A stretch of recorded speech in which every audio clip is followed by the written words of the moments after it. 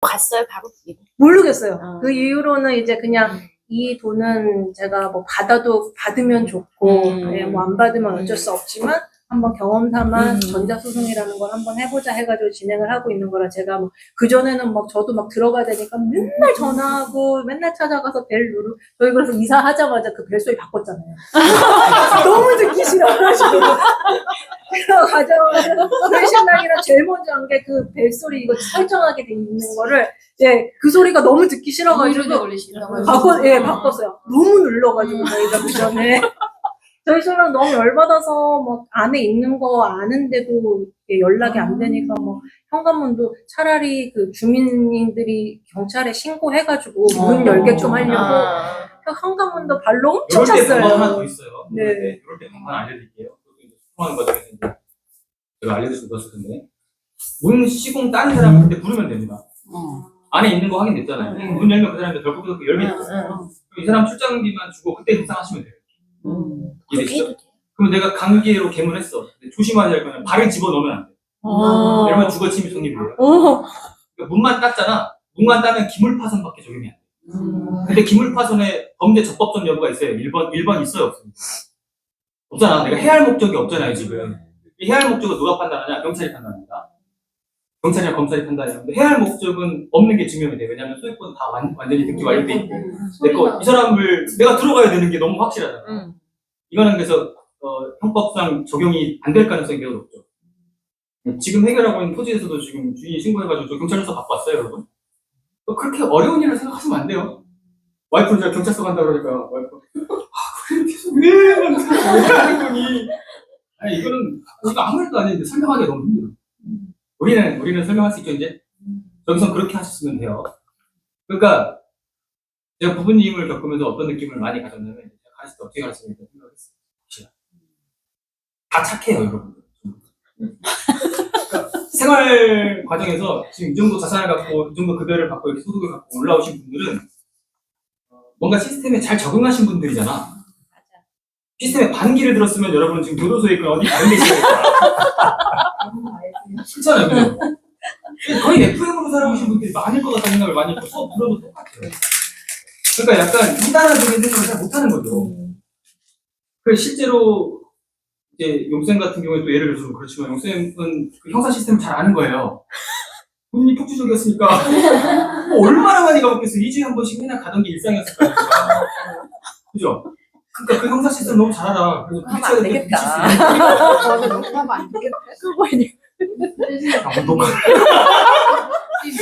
안 되겠다. 죄송한데. 근데 이게 서류상 다 내고 여도 다른 사람이 점유하고 있으면 내가 거기 들어가면 좀 주거침입 돼요. 주거침입. 그러니까 발 넣지 말라는 거예요.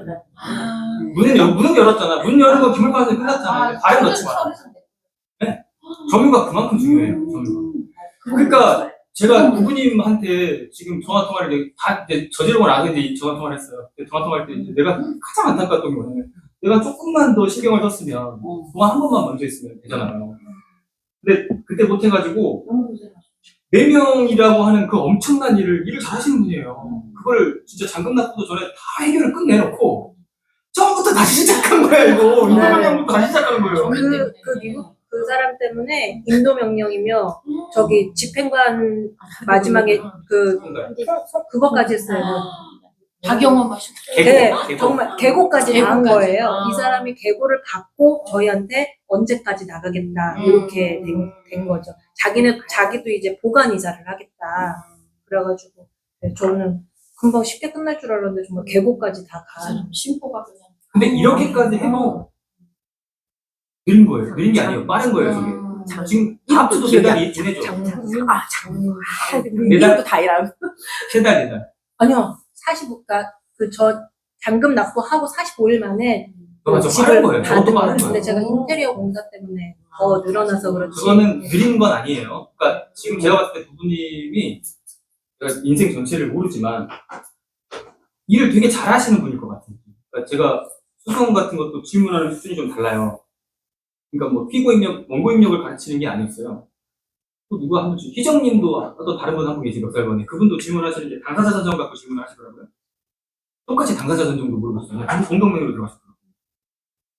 여기서 질문 하나 드려볼게요. 이 똑같은 질문을 여러분이 답할 수 있는지 볼게요. 우리 많이 배웠잖아요, 이제. 뭐 고개를 왜 줘요? 지금 고개를 왜 줘? 부부 공동명의로 들어갔을 때 소송을 한 명이 하면 당사자 선동서 제출해야 돼요, 안 해야 돼요? 해야 돼요. 해야 되나 보다. 아, 제가 이해하지 맞아요. 이 당사자 선동 어떻게 써야 됩니까? 문구 한번 얘기해 보세요. 그러니까 이런 게 어렵더라고. 그러니까 당사자 선동서를 써야 된다는 건 동의가 된대요. 근데 문구를 어떻게 써야 돼? 이걸 물어보더라고. 그 문구가 어려운 게 아니에요, 여러분. 지금 법률적 서류가 뭔가 형식적 틀이 갖춰져 있다고 생각하는 이게 어디서 온 거냐면 지금 아까 다시 돌아가면 여러분은 너무 착하게 살아오셨어. 시스템에 순응하며 살아오셔서 여기까지 왔기 때문에 그런 거예요. A4지에 당사자 선정서라고 쓰고 이 부동산은 부부 공동매로 누구 두 명이 가지고 있는데 이 중에 소송 대표자를 이 사람으로 선정합니다. 라고 문구만 들어가면 되는 거예요. 이걸 왜 가지고 오냐면 이게 어떤 틀이 정해져 있는 것처럼 양식을 올려놨기 때문에 여러분 항상 양식 거잖아. 양식은 왜 만들었냐면 그 서류를 받았을 때 공무원이 이해하려고 만들어 놓은 거예요. 근데 공무원이 이해할 수만 있으면 그 문구가 들어가는 양식이나 순서 배열은 중요한 게 아니에요. 이해되시죠? 그러니까 법률 요건을 지켜야 되는 뭐 그런 게 아니에요. 지금처럼 뭐 계엄령, 포고문이 헌법 위반이었다 이런 거 아니라고. 1번 항목 잘못 써가지고 쟤는 지금 헌법 위반이 된 거야. 내란죄가 돼버린 거야. 그렇게 크게 생각하면 안 돼. 그리고 이런 생각도 필요해요. 내 보고 마음에 안 들면 전화 오겠지. 근데 이것도 모범적인 생활을 하는 사람들은 저 사람을 힘들게 한 거잖아. 맞지? 여러분들이 다 그렇게 생각하더라고. 저 사람을 조금 괴롭게 한 거잖아요, 내가. 마음에 신경이 쓰이는 거야. 잘 생각해보요. 그런 일이 저 사람 일이에요. 일하지 말라는 거야? 일하지 말라는 거냐고. 이거는 제 와이프를 보면서 알았어요. 그러니까 청소부가 청소하는 게 일이래. 근데 청소부 일하라고 여기다 쓰레기를 떨어뜨리는 행위는 내가 맞냐고 물어보는 거야, 내가. 이건 아니지. 이건 도덕에 관련된 문제잖아. 사람 무시하는 것밖에 안 되잖아. 근데 이 업무는 그 업무하고 다르잖아요. 다르게 생각해야 돼요. 알겠죠? 여러분이 어떤 행위를 잘못해가지고 고정명령을 내리는 것도 법에 기반해 있는 그 시스템의 일부예요. 그럼 그거를 여러분은 유징 하시는 거야. 활용한다고 생각을 하셔야 돼요. 배려를 거기에 넣으면 안 돼요. 이건 도덕과는 다른 문제예요. 알겠죠? 그래서 이거를 조금 알려드릴 때 생각을 많이 했고, 그래서 부모님을 쭉 하는 걸 보면서 저 속도로 해내신 거는 진짜 어떤 업무 능력이 다른 쪽에서 탁월하신 분일 거예요. 이건 제가 저 사람 하는 업무를 모르지만 회사에서 고용이 돼서 저기까지 살아남고 연봉을 많이 받는 이유가 있겠다라는 생각이 들어요. 근데 너무 뽀머해. 너무 피해를 안 끼치고 살았어, 지금. 제가 봤을 때는 아마 누구를 때려서 형사입건 돼본 적도 없을 거고 음주 전력으로 뭔가 조사를 받으러 간 적도 없을 거예요. 그냥 경찰서 자체가 무서울걸? 맞아요. 그런 거예요. 경찰서는 좀 문제 있는 사람이라 가는 거 아니야? 막 약간 이런 판단이 있을 것 같아요. 맞죠? 경찰서는 문제 있는 사람이라 가는 곳이다. 그쳤네. 문제 없어도 가요. 나 문제 있어? 나 문제 있냐고. 없어도 가, 없어도 가. 그래서 경찰서 가는 방법도 알아야겠다는 생각입니다. 경찰서는 출입문 통제합니다. 그래서 민원실 들어갈 때도 자기가 그 앞에서 대기하고 있다가 형사가 와서 자기를 데리고 가는 형식으로 가야 돼요. 왜냐면 불법 주치 폭행자 이런 사람이 난입하면 그 안에서 무슨 일을 저릴지 모르잖아, 사실은. 그러니까 항상 이런 식으로밖에 안 돼 있어요. 그러니까 이 기관은 권력기관이고, 권력기관 중에서 특히 폭력이라든지 이런 거에서 통제하는 기관들은 항상 당사자 인솔자라고 하는 게 중요해. 근데 이걸 많이 겪어본 분들이 또 법원에서 무슨 생각을 하면 경매 법정도 이렇게 가야 되는 거 아니냐고 물어보는 사람이 있어요. 야, 정말 어디까지 가르쳐야 되는지. 그래서 경매 법정도 제가 그렇게 간다고 알려드렸어요. 탱크 사가지고 가야 되고, 마트 가가지고 총알을 좀 사셔야 된다고. 혹시 모르니까. 그다음에 페이지어반도 반드시 휴대하셔야 되고. 그래, 이 세 번째 거 얘기하기 전까지 진짜 사가야 돼요? 막 이러더라고요. 아, 이거 센스도 없구나. 아, 진짜 이분 손절해야겠다. 이런 생각이 들긴 하더라고요. 수술 당하고 있습니다. 센스가 충분히 있어야 되는데. 그런 거 없습니다. 아시죠? 법정은 다 가보셨잖아요. 지금 정말 많이 해보셨고. 다 경험이 있으시고. 교수님은 낙찰할 준비 없어, 사실. 그 낙찰 받은 것보다 더 좋은 조건을 매매를 해버린 거니까. 그렇게 생각해요. 그래서 형님한테는 제가 기준을 심어드렸는데 그 기준이 이제 기억이 나시려나 잘 모르겠지만 그게 이제 앞으로의 어떤 투자 결정에서 기억에 남으셨으면 좋겠어요. 그게 뭐냐면 경매는 내 기준이에요. 그래서 제가 얘기했잖아요. 그거를 23억에 매매 계약을 했는데 지금 21억 몇천에 팔린 이 경매 사건을 보고 아니면 주변에 거래된 몇 건 사건을 보고 내가 이 결정을 그것과 비교했을 때 더 잘했을 거다라는 판단이 들면 잘하신 판단. 잘하셨다고 얘기하셨잖아요. 처음에는 막 잘했는지 모르겠어요 막 그러다가 점점 좋아졌잖아 지금 이제. 그리고 그 정도 고가 금액을 들였으면 아무리 자기 판단이 옳고 정확하더라도 전문가 한 명을 두는 건 무조건 하셔야 돼요. 왜냐면 내가 어떤 실수를 할지 모르지만 글자나 숫자에서 한 개 실수가 나서도 그 책임을 얘한테 물려버릴 수가 있거든요. 그 얘는 법적으로 보상해주는 절차 시스템을 가지고 있어요. 이렇게 시스템을 활용하면 안 거거든요.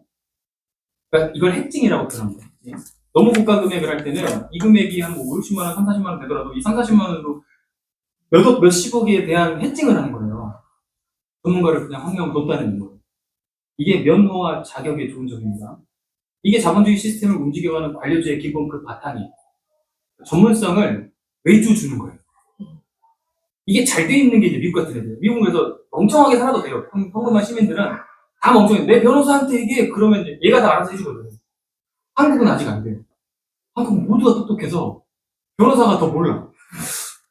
변호사가 더 모르는 경우가 더 많고 공무원이 배우는 경우가 더 많아요. 지금 제가 많은 실무를 해결해 보면.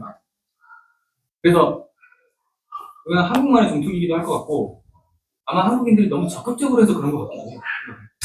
이걸 전문가의 영역에 맡겨두고 거기에다가 의뢰하는 식으로 문화가 발달을 했으면 그분들이 자꾸 커지면서 4명당 1명 변호사가 된다든가 법무사의 비율이 많은데 이렇게 컸을 텐데 우리는 다 우리가 스스로 해결할 수 있을 것 같잖아 느낌이.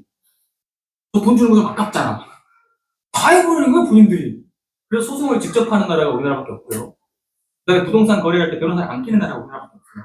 선진국 중에서. 이해되시죠? 이거?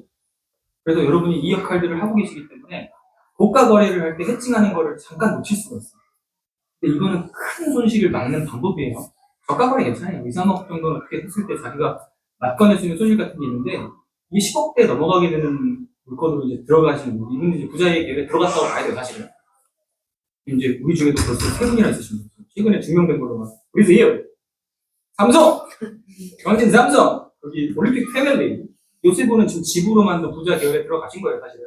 본인들은 부정할지 모르죠. 빚이에요. 저는 화장실 한 칸 갖고 있습니다. 버리시지만 그 화장실 한 칸도 없는 분들 너무 많고 이 소유권에 대한 대표성은 화장실은 어느 게 아니고 집이 갖고 있는 가액에서 그런 겁니다. 여러분이 가액상 되게 높은 거에 들어가 있고 세 분 다 지금 종부세 대상이신 거예요, 이제 드디어 종부세에 대응하셨습니다. 15억 이상이니까 아직 안 되네. 근데 평가 금액으로 가니까 신용 KB 평균 시세는 15억 이상이 되면 거기는 15억 안 돼. 좀 있으면 가셔야 돼요. 하나 더 낙찰 받으면 되겠네. 하나 더 낙찰 받읍시다. 그래서 지금 에어비앤비도 결합하실 생각하고 계시죠, 그분은? 아, 그건 조금 생각해봐요. 신랑이 별로 안 좋아해요. 안 좋아하면 빈도만 줄이면 돼. 네, 너무 자주 말고. 이제 저희는 이제 실거주를 하고 있다 보니까. 원래 실거주 해야 할 수 있는 게 맞아요. 도시인방이에요. 그래서 아니 지혜님이랑도 저희 막 공부하고 그랬는데 지금 또 사업자도 내야 되는 거예요. 네. 그죠? 그래서 그것도 그렇고 이제 저희가 또 맞벌이를 하다 보니까 나한테 사람이 없어서 아니요 이제 이게 출입 그거를 하는 것도 좀 고민을 해야 되고 하다 보니까 저희 신랑은 또 집에 이제 모르는 사람이 불특정 다수니까. 네 그게 또 좀 싫다 그래가지고 우리 신랑하고 똑같아요. 그런 신랑하고 사셨기 때문에 자살을 모았을 수도 있어요.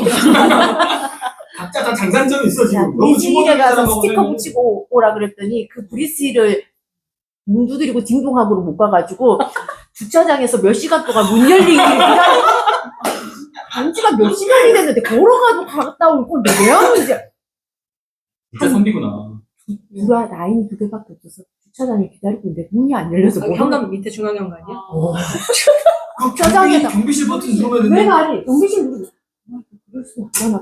그래서 거기에 들어가는 사람이 그 동네 사람이 들어올 때까지 몇 시간 동안 제가 주차장에 차 세워놓고 기다리고 있었대잖아요. 저분들은 가르치는 건 불가능해요. 그래서 우리는 그 사람의 얼굴을 한 번도 본 적이 없어. 나도 신랑도 한 번도 본 적이 없어. 아니 통화만 하신 거예요? 우리 신랑이 통화만 하고 뭐 본인이라고 안 하고 대리인이라고 그러면 통화만 하고 서로 얼굴하고 길에서 부딪혀도 어깨방해도 누군지 모른다.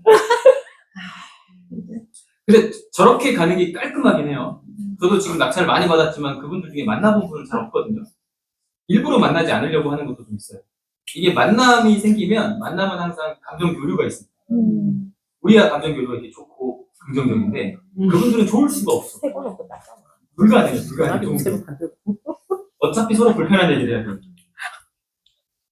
그래서 일단 세컨 생겼다.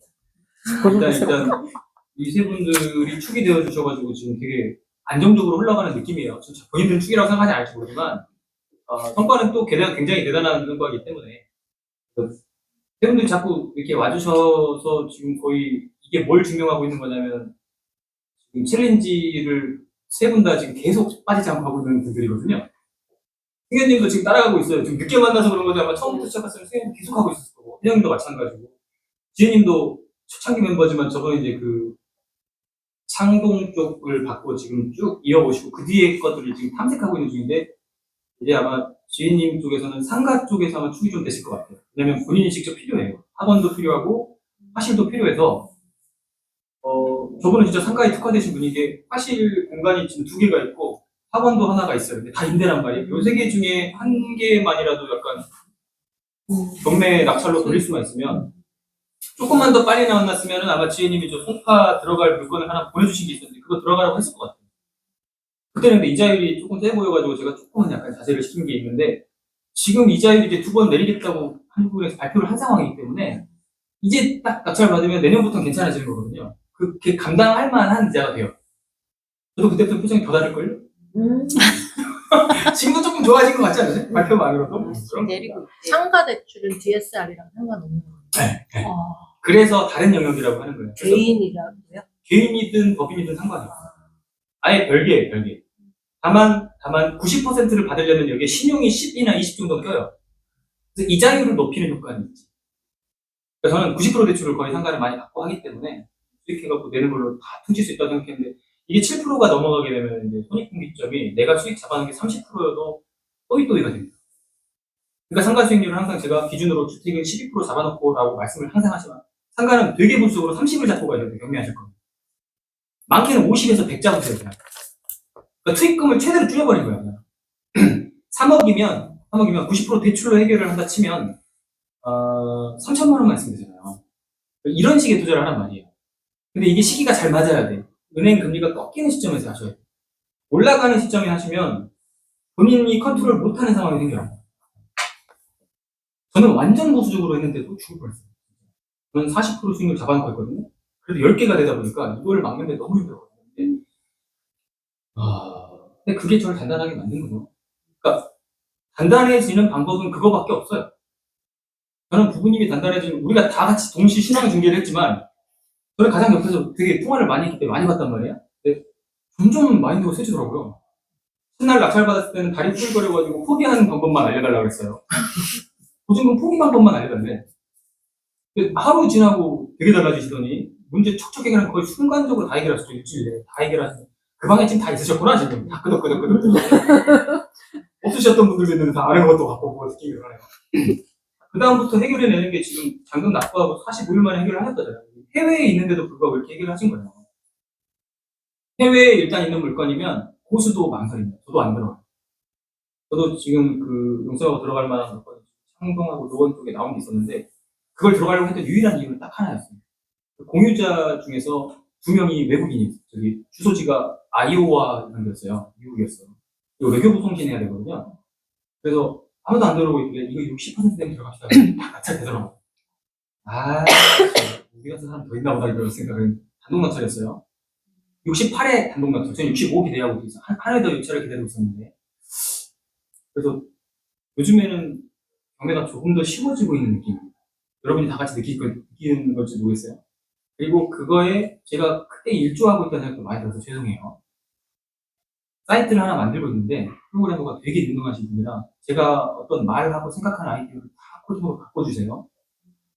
그래서 지금 여러분 스피드 옵션이라든지 어떤 사이트 들어가면 5개 중에 1개는 오류가 있습니다. 20% 오류 확률이. 이분이 다 전적으로 하셨어요. 근데 이게 오류 확률이 없어지는 사이트가 하나 나왔거든요.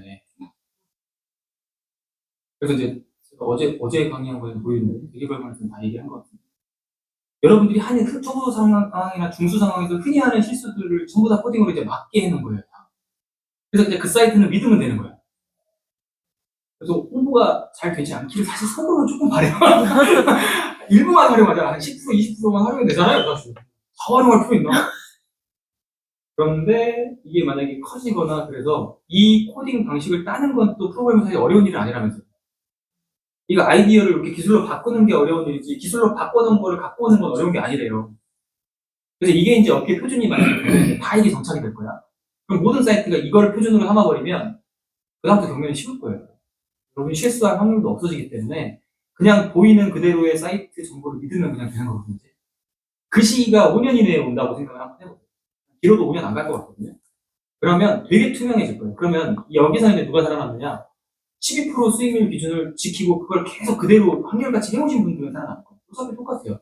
그렇게 바뀌든 이렇게 바뀌든 요행을 바란 적은 없기 때문에 내 성향 자체. 이렇게 마시겠어요?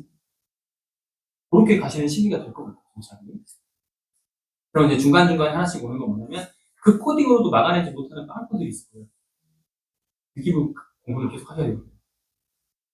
그러니까 제가 듣기부 심화반을 이제 열려고 하는 이유 중에 하나는 여러분 실력이 조금 더 쌓여가시는 단계 같아서 초반에 그냥 기초반 하셔야 될 분이 심화반에 들어오셔가지고 지금 그냥 머리가 많이 엉켜버리신 분들도 계시더라고요. 심화로 가시면 이제 가등기 같은 물건을 집중 공략할 건데 이런 건 코딩으로도 막아낼 수가 없어. 코딩으로도 이거에 대한 정보를 어떻게 줄 수가 없습니다. 요거는 시간을 한 6개월에서 12개월 정도 소송과 결합해서 보시면 진행하셔야 돼요. 근데 차익은 많이 커요. 그러니까 이거 요행을 바랄 수 있는 차익은 2배 정도의 차익을 낼 수가 있습니다. 그냥 단순 계산해도요. 근데 그 안에서 이제 우리 흥구님 같이 그 아름답고 이렇게 고결한 정규적인 과정을 겪어오신 분들은 못할까 해서 겹파. 사람 만나서 얘기를 해야 돼. 야, 너 이거 나한테 넘길 거야, 안 넘길 거야, 이거. 그냥 써. 이거 해야 되는데, 남편분 보내면 당연히 안 되겠죠. 남편 보내면 그분이 마음 바뀔 때까지 차 안에서 기다리고 있어야 되니까 안 되죠. 근데 두 분이 여러 개 생겼어. 지금 부딪혀봤으니까, 이제. 되게 부딪혀봤으니까 할 수 있을 것 같아요. 하나 통화하고 그래서 안 조금 되겠어. 시간이 갈 때마다 또 보고.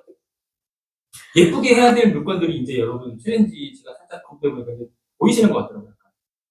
그러니까 전지혜님처럼 저렇게 예쁘게 하는 물건들을 찾을 수도 있잖아요, 이제. 큰 수익은 되지 않더라고요. 그건 찾을 수 있잖아. 그러면 이제 다른 반대 영역도 한번 해보는 거예요, 챌린지 되면. 큰 수익은 나는데 어려운 것들 있죠. 인간성을 갈아 넣어야 되는 것들. 그리고 인테리어 하신 분들은 귀를 닫아야 돼요. 인테리어 하신 분들 그런 거 하면 안 돼. 지금 못 볼 걸 본 적 있어요? 지금 벌써 납치를 몇 건이야? 3건이야? 없어요? 운도 있는 것 같아, 사실은. 운도 좀 있는 것 같아. 그 안에 사람이, 두 사람이 살고 있으면 어떻게 알아? 마동석 나올 줄 어떻게 알았어요? 아무도 몰랐지.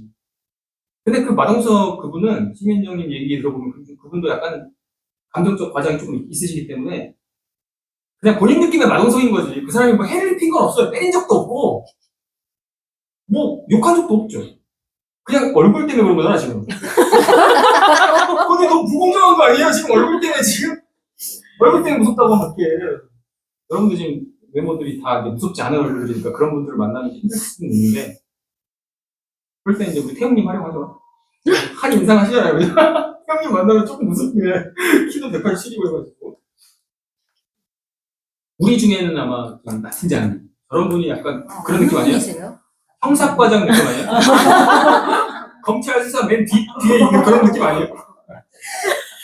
그래서 저 약간 진중하게 그렇게 협상해야 될 때는 같이 가려고요.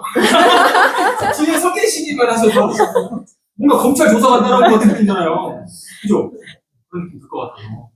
저분이 만약에 정장 입었다고 한번 생각해보세요. 까만색. 되게 즐거운 느낌이 있을 것 같아요. 그래서 이제 협업들이 좀 잘 일어날 텐데 그런 거 좀 잘 나가시면 좋겠거든요. 이 분위기는 좀 잘 우리가 문화로 정착시켰습니다. 그래서 제가 좀 뒤에 횟수로 좀 잘 안 바꾸고 하신 분들 120명 내보내버렸는데 그래도 그거를 크게 뭐 생각 안 하셔도 돼요. 사람 많이 모인다고 좋은 게 아니에요, 절대. 그러니까 사람이 많이 모였으면 탈이 있어, 항상. 모든 공간에 탈이 있어요. 그래서 완전 100%다 가려낼 수는 없겠지만 꾸준한 사람 하나는 믿어도 돼요. 여러분 인생에서도 결론이 거의 그거겠지만 제가 경험해온 토대의 작은 먼지 같은 세상 속에서도 꾸준했던 사람에서 거의 많은 것들이 바뀌었던 것 같습니다. 여러분 어떻게 생각하시는지 모르겠지만 그래서 여러분들이 진짜 24번을 해내실 수 있는 사람이 되면은 그런 분들만 남을 거예요, 주변에. 그런 커뮤니티 속으로 들어가면 되게 재밌어요. 주제도 대화할 주제가 같다. 그러면 아마 날밤 까실 겁니다. 2박 3일 동안 부족할 것 같아요. 그래서 나중에 뭐 스키장 리조트 가면 스키 안 타고 다 말만 할 거예요. 이런 공간들이 다 필요할 거고, 이런 공간들을 하나씩 다 갖게 되시는 날이 언젠가 올 겁니다. 이게 에어비앤비 사장의 꿈이거든요. 플랫폼을 만든 사람은 비전과 꿈이 10년, 20년 단위로 있어요. 그러니까 한국인들이 따라하는 걸 잘하고 컨텐츠 생산은 무한적으로 잘하는데 한국인들은 플랫폼을 못 만들어요. 이유는 단기에 급하게 빨리 내는 성과를 잘하는데 꾸준히 아무 성과도 없는 걸 오래 갖고 가는 힘이 약해. 다 약해. 모든 전 국민이 다 약해. 그러니까 그 이상과 비전을 못 만들어요. 에어비앤비의 꿈은 여러분은 그냥 숙박업체로 돈 버는 거라고 생각하겠지만 거기 홈페이지도 나와 있고 사장이 계속 인터뷰하는 것들도 보면 나와 있어요. 전 세계에 친구 한 명만 만들면 그 친구가 갖고 있는 부동산을 무료나 무료에 가까운 가격으로 이용할 수 있게 만들겠다라는 게 포인트예요. 맞는 거 아니에요?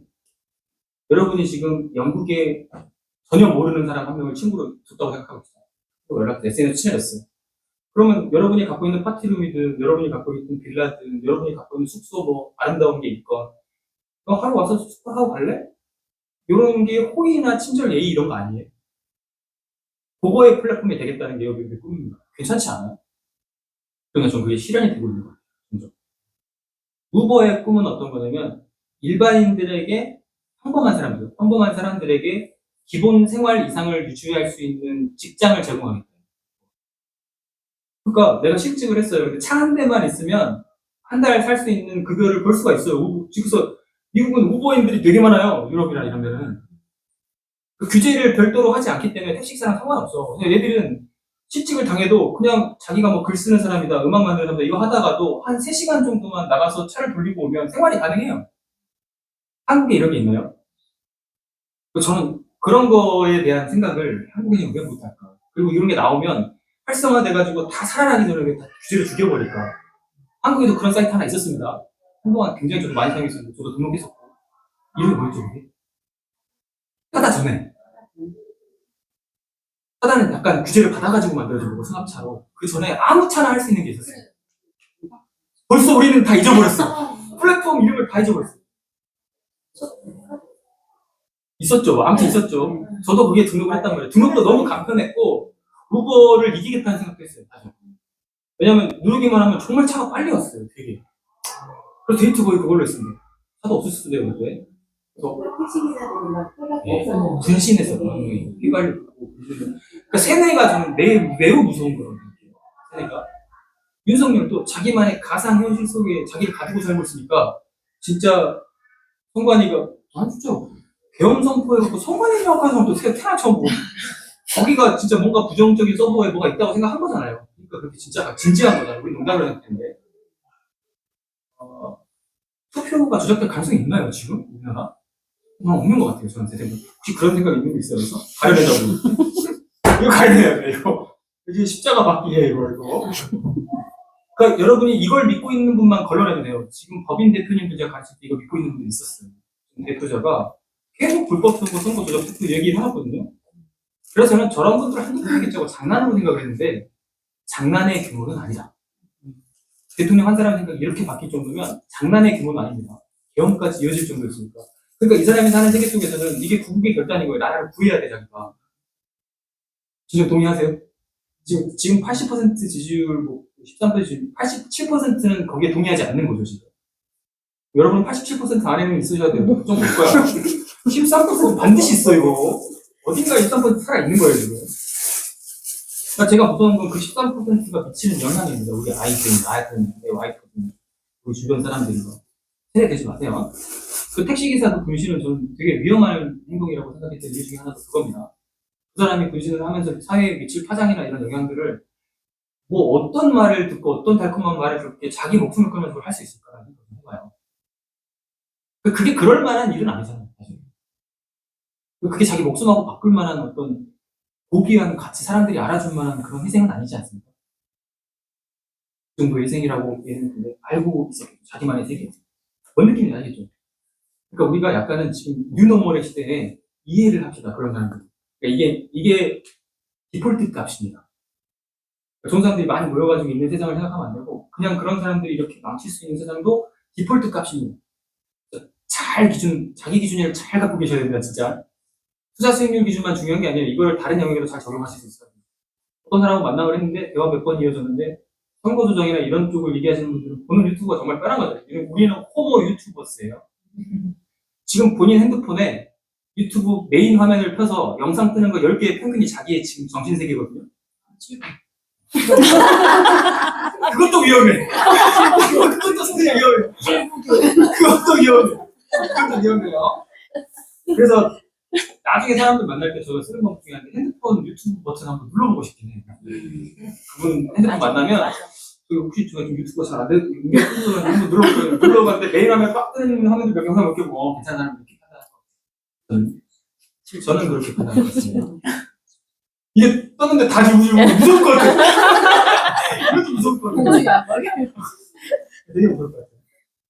그래서 그분이 오늘 활약상을 잘 들었고 이제 브리질 활약상이 크게 다 예쁘게만 진행돼가지고 우리 긍정적인 얘기로 귀를 좀 정합시다. 그렇지 않아? 그렇지 않은 이야기. 그러니까 처음에 사실 이제 어떻게 통장에 돈이 한 4억 이상의 현금이 있는데 이제 경매라는 걸 알기 시작하고 이렇게 이걸 뭔가 빨리 뛰어들고 싶은 그런 있잖아요. 뭔가 돈이 있는데 이걸 빨리 뛰어들고 못 들어가게 하는 거죠. 아니래. 잠깐만 더 배우고 하래. 마음이 제가 많이 말렸어요. 되게 많이 말렸어요. 마음이 급한데 그러고 있는데 이제 계속 이제 챌린지 이런 걸 하면서 이렇게 주변에 물건 보니까 마음이 계속 조급해지는 거예요. 왜? 제 주변에 있는 거, 딱 눈독을 떠서, 이거 괜찮아? 그러면 취하. 괜찮은 물건들이다. 이런 취하. 그리고, 패밀리 아파트를 딱 봤는데, 누가 낙찰을 받아갔는데, 결국은 잔금을 못 내가지고, 차순이한테 넘어가고, 계약금 2억 날리는 걸 봤는데, 뜨끔하더라고요, 저도 사실은. 그것도 아니고. 그리고 이제 그 다음번에 부랴부랴, 나는 마음이 급해. 그랬더니 일단은, 그래, 해보자. 그래서 레미안을 저 대신에 레미안을 입찰해주고 가셨는데, 떨어졌어요. 문정 레미안. 문정 레미안을. 그걸 했으면 제일 좋았어요. 차이도 얼마 안 났는데, 진짜 한 명이 일어나더라고요. 신권 입찰 전략만 썼거든요. 제가 신권 입찰 전략으로 테스트를 했던 분이 이분이에요. 계속 신권만 들어갔어요. 저는 계속 이제 조사를 하는데, 흐름을 딱 보니까, 신권에는 안 들어가, 사람들이. 그런데 두 번째는 항상 신권을 넘겨. 100몇 프로. 그래서 이제 제가 생각했던 이제 나이는 뭐냐면 102%였어요, 항상. 102%대 정도로, 기준을 102% 정도면 쓰면 되겠다라고 생각을 해서 저기도 102%를, 혹시나 신권이지만 최저가에 들어오는 사람이 있을 수도 있으니까 102%를 104%로 쓰고. 그래서 결국 브리즈힐에 갔는데, 사실은 브리즈힐은 단독일 거라고 생각을 했어요. 왜냐면, 건물만 매각한 거예요. 그리고 스피드 옥션을 봤는데, 조회수가 100밖에 안 되는 거예요. 다른 거는 300, 400, 1000 막 이렇게 되는 거예요. 저렇게 보는 건가? 그래, 이 정도면은 아무도 안 들어올 것 같아. 라는 생각이 들고, 사실 브리즈힐을 처음에 본 건 아니고, 딱 같은 날, 힐스테이트를 저는 봤어요. 그리고, 주부님은 브리즈힐을 보셨고, 난 힐스테이트가 거래량이 훨씬 많고 대단지 아파트였기 때문에 이제 이거를 생각을 하고 있을 때 얘도 기아가 생겼어. 지키고 싶지. 그래서 이제 뭘 해야지. 그래가지고 이제 그럼 브리즈힐이라도 이렇게 가서 봤어요. 근데 딱 가서 봤는데 마음에 든다고 하시더라고요. 그러니까 저는 사실 이렇게 헬리오시티 막 이렇게 얘기하셨는데 전 이런 성냥가 되게 싫어하거든요. 그리고 저희 아이들이 사실 아파트에 옛날에 그 아래층에서 올라오는 그게 한 번 있고 나서 애들이 아파트를 안 가겠다라고 얘기를 해서 지금도 이제 주택 같은 데 살고 있는데, 그래서 그 이후로 이제 저도 그런 게 있는데 애들까지 그러니까 그냥 이런 성냥가 같은 아파트가 너무 답답하고 막 되게 나도 불안한 거예요. 그래서 이제 근데 여기 딱 가서 봤는데 아파트가 되게 저층 아파트. 그리고 힐이어가지고, 디디디디디 이렇게 낮은 데라서, 괜찮네? 단지를 봤는데, 괜찮은 것 같아. 토지 임대부가 뭔지 제가 어떻게 알아? 그래서 이제 토지 임대부에 대해서 얘기를 듣고 막 이렇게 좀 알아보니까, 나름 그 토지 임대부라는 조건 때문에 인근 유사 아파트보다 한 2억 이상, 2억, 3억 치면 낮아, 시세가. 물론, 땅값은 계속 내야 되지. 그래서, 괜찮겠다? 그리고 이제 다른 걸 보니까 요즘 짓는 아파트들이 사실 용적률 이런 것들이 엄청 그렇잖아요. 물론, 뭐, 10년밖에 안 됐으니까 재건축을 하지는 않겠지만, 근데, 용적률도 180 몇 프로 뭐 되게 괜찮고, 되게 넓고, 그러니까 쾌적한 환경인 거, 아파트가. 그래서, 그래? 근데 너무 작아, 좁아. 왜냐면 지금 살고 있는 집이 방이 4개거든요. 강아지 방, 애들 방, 우리 방 이래서 방이 4개가 되는데 우리 아파트가 방이 3개밖에 없는 거야. 실거주를 하기로 집을 줄이기는 너무 힘든데 어떻게 하지 그래. 뭐 일단 마음에 드니까 해보고 혹시나 알아 큰딸이 시집을 갈지 뭐 이러면서 이제 그러면서 일단 갔었어요. 가서 현장에서도 뭐 사실 제가 그거는 처음 가보는 날이었기 때문에 실제 가본 건 처음이었기 때문에 참 이상하게 서류를 썼는데 그게 주무관님이 열심히 고쳐주시면서 2개 넣었지 1개 빼 뭐 이러고 아까 내가 새로 쓰라 그랬는데 새로 쓴 거하고 옛날 거하고 같이 넣은 거 아니에요? 보세요. 옛날 것도 있네요. 이러고 막 아무튼 이런 경우 진짜 없어요. 몇 차였다. 집행관이 고쳐줬어요, 전부 다. 고쳐주고 제일 마지막에 도장 안 찍은 거 있으니까 단독 낙찰이었으니까 되긴 했지만 낙찰 딱 되고 나서 아이고 됐네 이러더니 도장을 안 찍어. 저게 단독 아니었으면 좋은. 아무튼 그렇게 해서 왔어요. 근데 사실은 저는 대출을 고민을 해본 적이 없거든요. 왜냐면 가지고 있는 현금도 좀 있고 뭐 낙찰 받으면 어느 정도 절반은 나온다고 하니까 뭐 별 문제 없이 되겠다라고 생각을 했는데 대출이 이제 걸리는 거 계속. 나이 되고. 근데 왜? 너 투기과열지구 위에 있잖아. 응? 너 1가구 2주택이잖아. 그 한시적인데 아무튼 1가구 2주택. 한시적이라고 1가구 2주택이야. 지금 그래? 결국은 그리고 제가 중간에 외국에 또 잠시 일이 있어서 나갔다 오는데 그 기간에 마지막에 은행 잔금 납부 이틀이니까 자서도 다 하고 왔는데 3일 전인가 며칠 전날 물만 내가기로 해드리겠습니다. 잔금 납부 며칠. 그래서 또 새로운 데를 알아보고 막 이렇게 하느라고 시간을 결국은 10며칠을 넘겼어요. 넘겨도 되는 거 여기서 말씀드릴게요. 넘겨도 돼요. 다음 날짜 낙찰되기 전까지만 잔금 납부하면 되는데 다만 11% 법정 이자를 내야 돼. 근데 경매기장하고 얘기를 잘하면 퉁쳐주는 데도 있어요. 근데 이거 좀 얘기했어요 처음에. 내 녹음을 안 한 게 문제를 얘기를 막 했더니 이게 건물만 내가 자서까지 하고 왔는데 지금 오늘 갑자기 이렇게 됐다 막 이렇게 막 얘기를 막 했더니 그게 건물만 매각이라서 대출에 문제가 생길 수 있겠구나 그러면서 이 물건이 11월 말 아니면 12월 초에 새로 나올 거다 그때까지만 너무 서두르지 말고 천천히 해가지고 자금을 하는 데를 해봐라. 그래서 내가 그것도 물어봤어. 혹시 그걸로 인해서 제가 받는 그게 있냐, 불이익이 있냐, 그랬더니, 별거 없다, 괜찮다. 그러니까 일단 그런 거 신경 쓰지 말고 이걸 하라고 얘기를 해서 나는 봐주겠다라고 이해를 했거든요. 그런데, 정확하게 얘기했어야 돼. 12% 이자 이거 내야 되나요? 라고 물어봤어요. 근데 그렇게는 안 물어봤는데, 근데 다른 사람이었던 거. 근데 녹음을 안 했죠. 그러니까 녹음을 했다고 생각했는데, 이거 워낙 저달 녹음을 안 해봐가지고, 그래서 자동 녹음 설정을 꼭 하라는 거예요. 그래서 녹음이 안 돼. 그래서 그 다음번에 지난번에 그러면서 그분이 뭐냐면 내가 여기에다가 메모 잘 해놓을 테니까 걱정하지 마. 그거까지 한 거거든요. 근데 그 다음번에 다른 사람인 것 같아요. 그러니까 전화했더니 그거는 그런 거고 법은 법이다 이러면서 막 되게 따끔하게 나오는 성향이 거야. 이렇게 다른 사람이었어요. 바뀌는 거야. 그래서 지난번에 그런 게 있었다니까. 그러면 또 그분이 하는 말이 더 웃겨? 그래 수수료가 좀 나오긴 하는데 그거 내면 되는 거고 아무튼 얼마나 돼요? 내가 그거 두드려 봐야 되는 거 지금 알 수는 없는 거고 별로 안 돼요.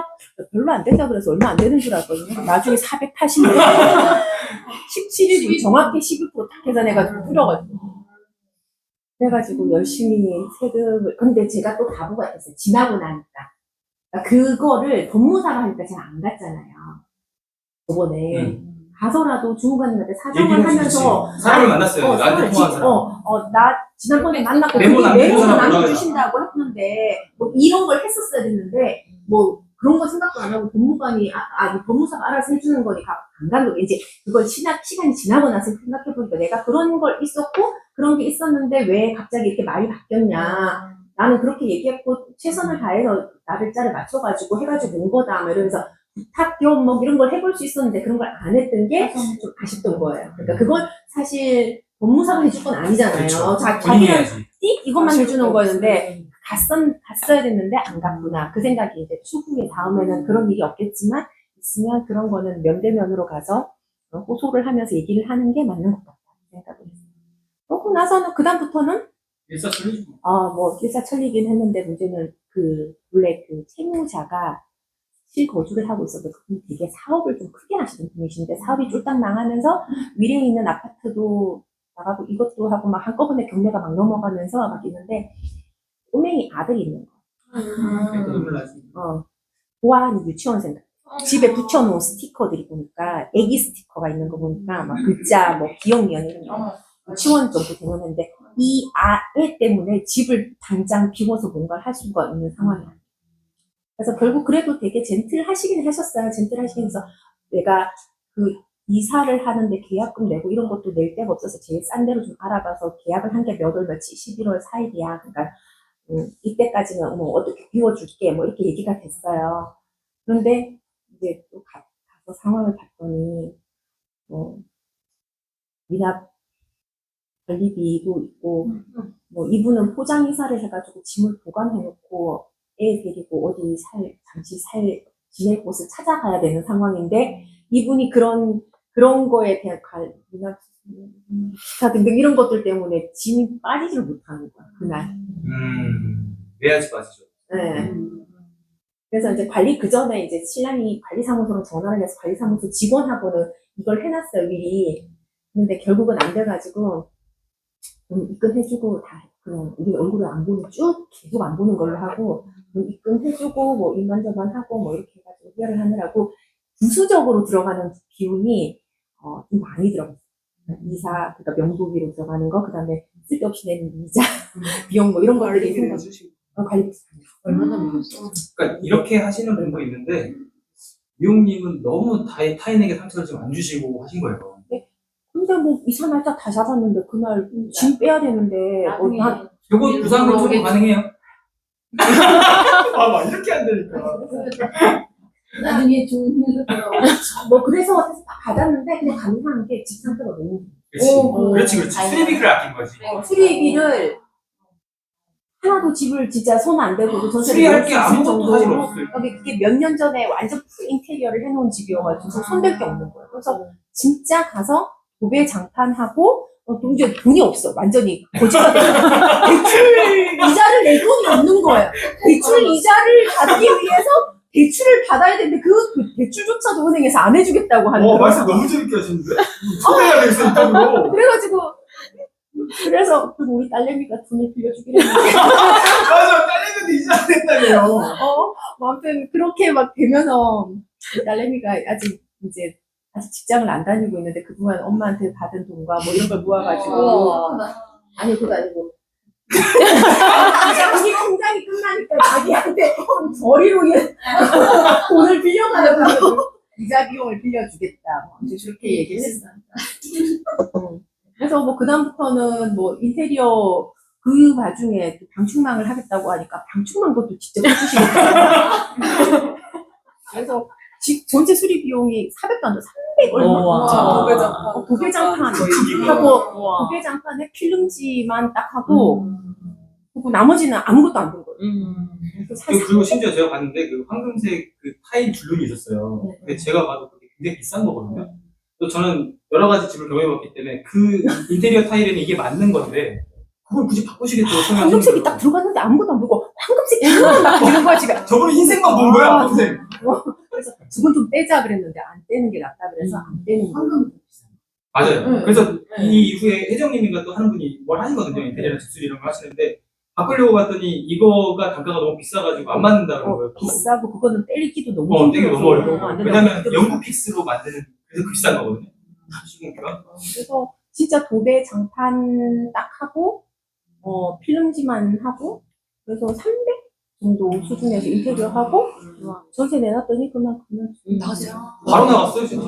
근데 정말. 이제 중도 상환 수수료를 2월 4일 날인가 이제 만기 3개월 만기가 되는데 이사 들어오는 사람은 1월 초에 들어오게 되는 거예요. 그래서 그 또 수수료가 480만 원이래. 중도 상환 수수료가. 그런데 그래서 그냥 이때 들어와서 살고 잔금 2월 며칠에 치우기로. 오! 좋네요, 그러면. 그래서 이때 그냥 중도금 주고 싶은 만큼 주라 그러니까 5천만 원이니까 중도금 주고 왜냐면 비어있으면 그동 관리비 또 우리가 또 계속해야 되고 하는 거니까 중도상환 수수료 저희가 이제 그분도 근데 중도상환 수수료하고 이자를 따져보세요. 그래. 뭐요? 네. 대박이네. 1년, 저쪽 이자가 다 해봤자 한 달에 저쪽 은행 것만 300이 안 돼요. 300이 좀 안 되는데 중도가 비싸. 중도 상환이 480이니까 3개월 후에 면제되는. 중도 상환 수수료가 없어지는 거라서 그때 잔금 치르는 날짜를 이날로 하고 그 사람들은 원래는 1월 중순이라더니 그렇게 해주니까 저 날짜를 땡겨가지고 더 미리 들어오시겠다고 해서 뭐 좋을 대로 하세요. 편한 대로 하세요. 그래가지고 그냥 그러니까 지금 보이시죠? 방법이 많이 다른 게 느껴지세요? 이 사람의 성격과 성향이 묻어날 수밖에 없어요, 그거는. 그리고 제가 저기서 되게 방충망 시공팀 하면서 되게 놀랬던 것 중에 하나는 2시간 만에 끝나버렸다는 거, 이 전체 하는 거에. 그리고 거기 전문가 한 명밖에 없어. 너무 웃겼어. 저분 외에는 제가 무슨 전문가야. 저분 외에는 그날 처음 봤어. 그런 시공을 처음 본 사람들인데 저는 가서 하나 망치기도 했어요. 그걸. 질문님이 소질이 없다는 유명해졌어. 나는 그냥 이거 가는 거. 다른 것만 할게. 일이 빠졌어. 왜냐면 너무 그 여러분 꼼꼼하게 하신 분들이 있었는데 공장 찍어내듯이 하는 팀이 있었어요. 듣기 부반하고 거의 막 성현님하고 성민님이라는 이름 외워가지고 제가 그분이 듣기 부반에 오셨거든요. 근데 이분들이 이제 또 그게 너무 감동적이었나 봐요. 그날의 하모니가. 그 뒤에 수업에도 자꾸 따라 들어오세요. 이제 또 좀 멱살반도 하고 있어요. 그래서 이분들도 지금 낙찰을 받으려고 다음 주에 뭔가를 하고 있거든요. 근데 이런 것들이 하나 또 생기면 저 때 기억이 너무 강렬하고 재밌었기 때문에 또 한번 모집해볼까 싶어요. 그래서 저걸 보고 왔더니 제가 어떤 생각이 들었냐면 제가 사진 찍어 올린 거랑 영상 보셨죠? 그 방충망 안 달린 것처럼 바깥이 보이잖아요. 약간 어두운 색으로 보일 뿐이지 그냥 방충망이 없는 거 같잖아. 우리 집 가봤는데 방충망이 마음에 안 들어. 방충망이 다 보여. 그냥 다 보이는 거예요. 야, 씨. 좋은 방충망을 소개해 주셔가지고. 그래서 그때 봤던 기억을 떠올리면서 형님 자제 남았거든요. 승부 많이 남아서 내가 바꿔볼까 생각하다 지금 고민만 하고 있어요. 지금. 내가 하면 구멍을 또 낼 텐데. 팀을 우리 집으로 부르자 이건 좀 이상하다. 그건 사실 뭐 비어있는 공간이고 배우시겠다고 하는데 뭐 어때요? 그냥 아무나 다 오시라고 해요. 그런데 사실 저는 이렇게 요 정도 그렇지, 정도 나도 이 정도 멤버에서 생각했어요. 많아야 한 요 정도 멤버에서 열심히 해야 되겠다라고 생각했는데 이 창하기가 힘들 만큼 사람이 많이 와가지고 재밌었어요. 한 하루만 밤에 했는데 그게 그만큼 관심이 좀 있었나 봐요. 사람들이 배우고 싶었던 것 같고. 근데 또- 급번개를 치는데도 그렇게 많이 진짜 모이시고. 하루 전날 경계 쳤는데 그 다음날 다 모여가지고 그리고 저거 준비도 완전 전객불에 풍졌어요, 진짜. 그러니까 방충망 뭐 어디다 맡기신다고 하시길로 나 방충망 누구한테 들어본 것 같은데 형님한테 연락을 가능하네, 주말이면 가능. 둘이 단톡 모아.